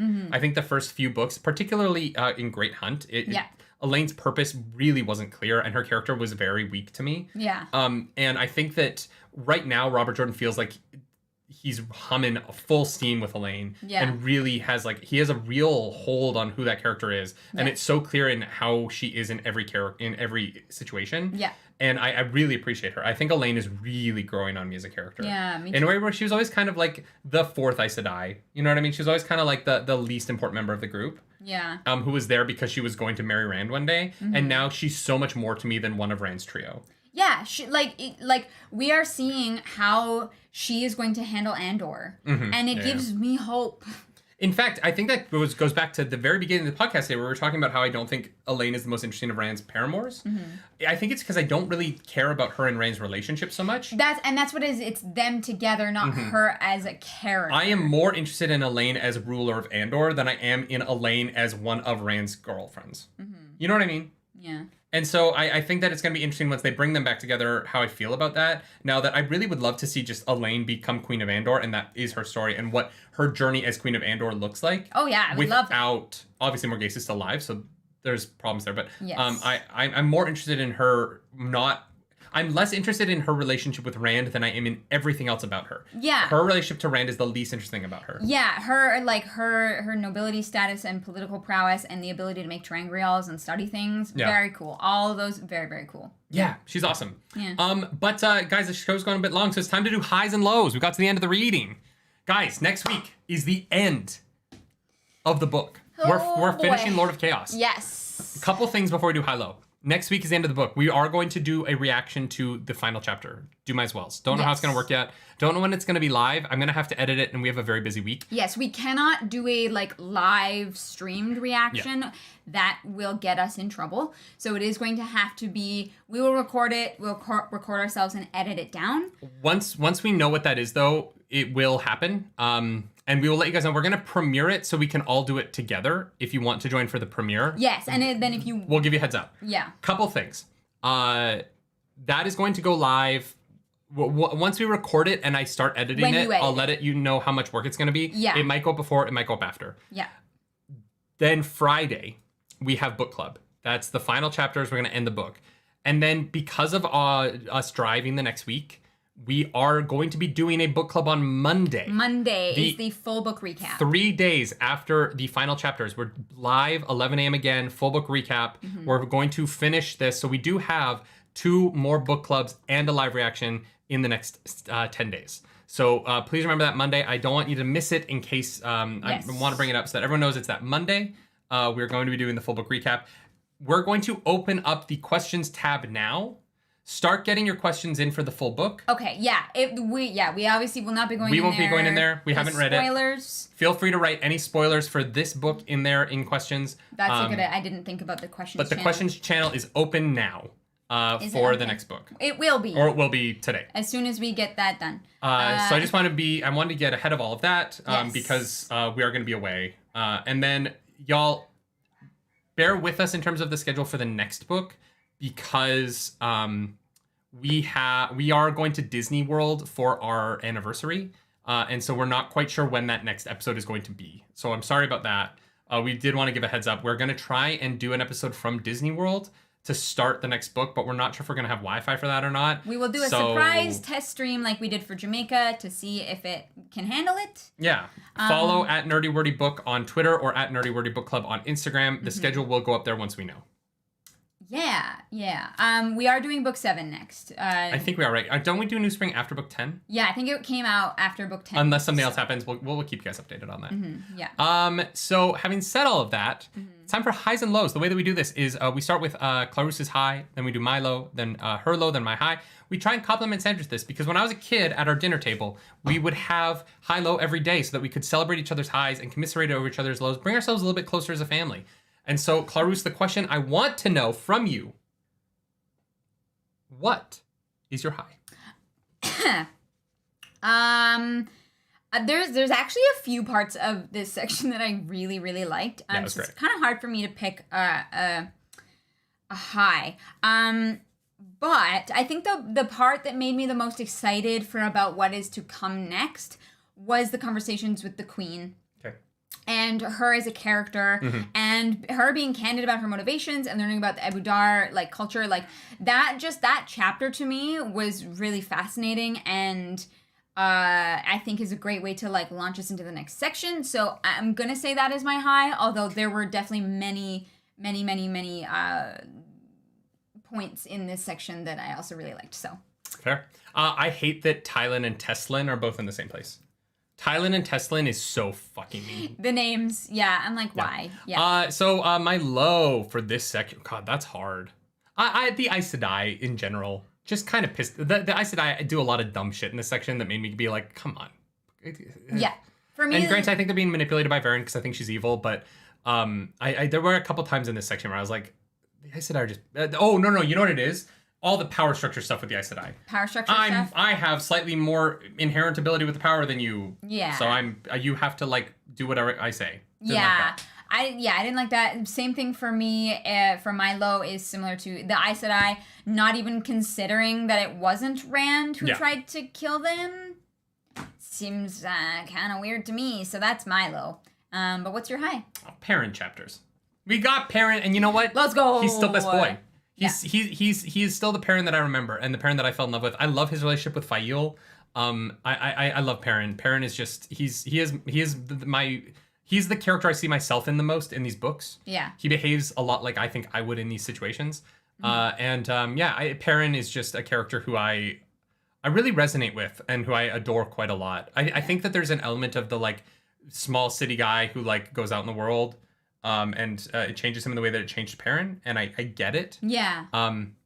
He's also like fiercely loyal to his wife. I get that. Perrin returning and Perrin showing up in the way that I expect him to, brought me a lot of joy. Yeah, and guys, feel free to share your highs and lows in the Discord as well. It's always nice to see what you guys like and dislike and get those different perspectives. So the Discord link, I'm sure one of our mods can drop that. And also, get your beanie of the dragon, because it looks cool. And we'll have ours next week. Yeah. I was hoping they'd get here in time, but they did not get here yet. Yeah, we'll show them off.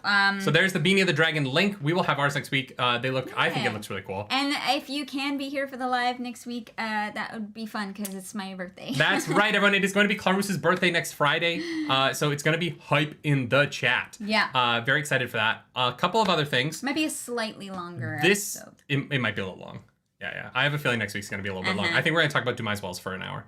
Even though I haven't read it yet, so I don't know. Yeah. We are going to say that this podcast was brought to you by Audible. Audible is a place where books go to be heard. Where books go to be heard. Yeah, but for a long time, for centuries, books were seen but not heard. And that hurt books' feelings. Books became very depressed. Books spent a lot of time in therapy. And the therapist was like, look, books, I hear you, but no one else hears you.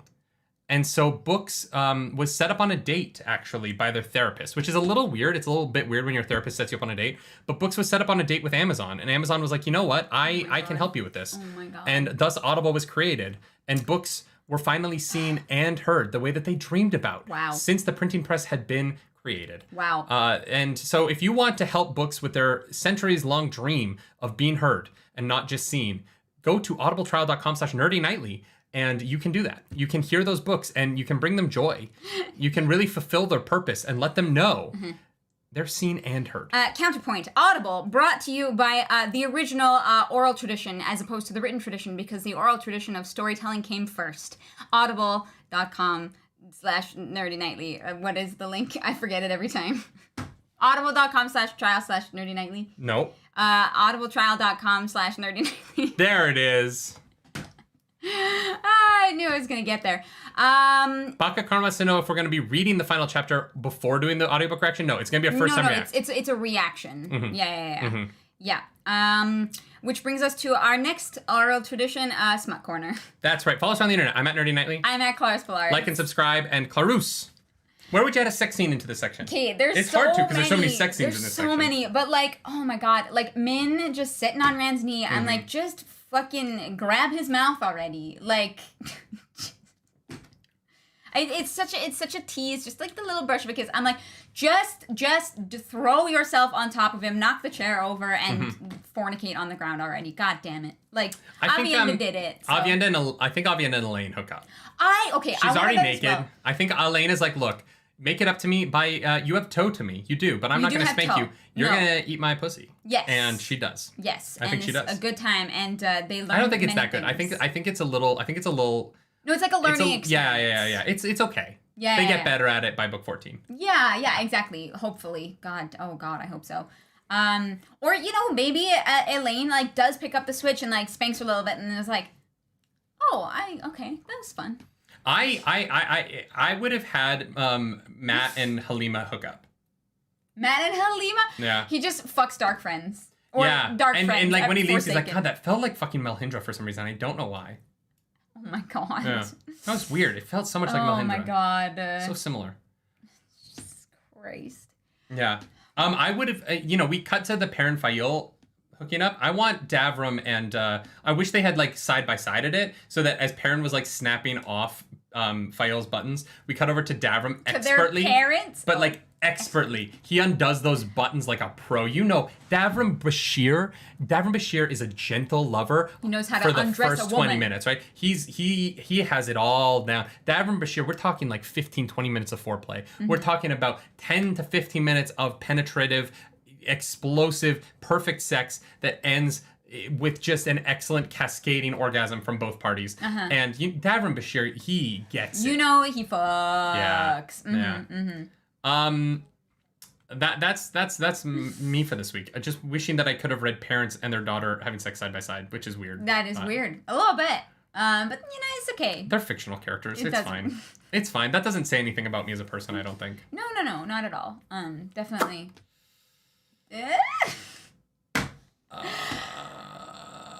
Anyways, guys, thanks for joining us for this week's book club. Oh, no. You know what? The final smut corner is Loyal gets to the steading and he's by himself and he just jacks it. He's just like, he's singing to the trees with his cum. My God. All right. Thank you to our mods. Thank you to everyone who joined us live for this. If you want to be a live viewer, every 11 a.m. Every Friday at 11 a.m. here at youtube.com/nerdynightly. And thank you to the hundreds of you that listen to this as a podcast. Yes. And thank you to our wonderful mods. Yeah. Who bonk the spoilers. Mods are great. Thank you. Yeah, mods are great. It. Mods are great. And next week, we finish this dang book, y'all. Do something nerdy tonight. Glenn, thank you for that super chat. Thank you for that super chat. I kind of see the Bashirs like an aggressive Gomez and Morticia Adams. Yes, absolutely. That's what we're going out on. Thank you for that. Thank you, everyone. We will see you next week.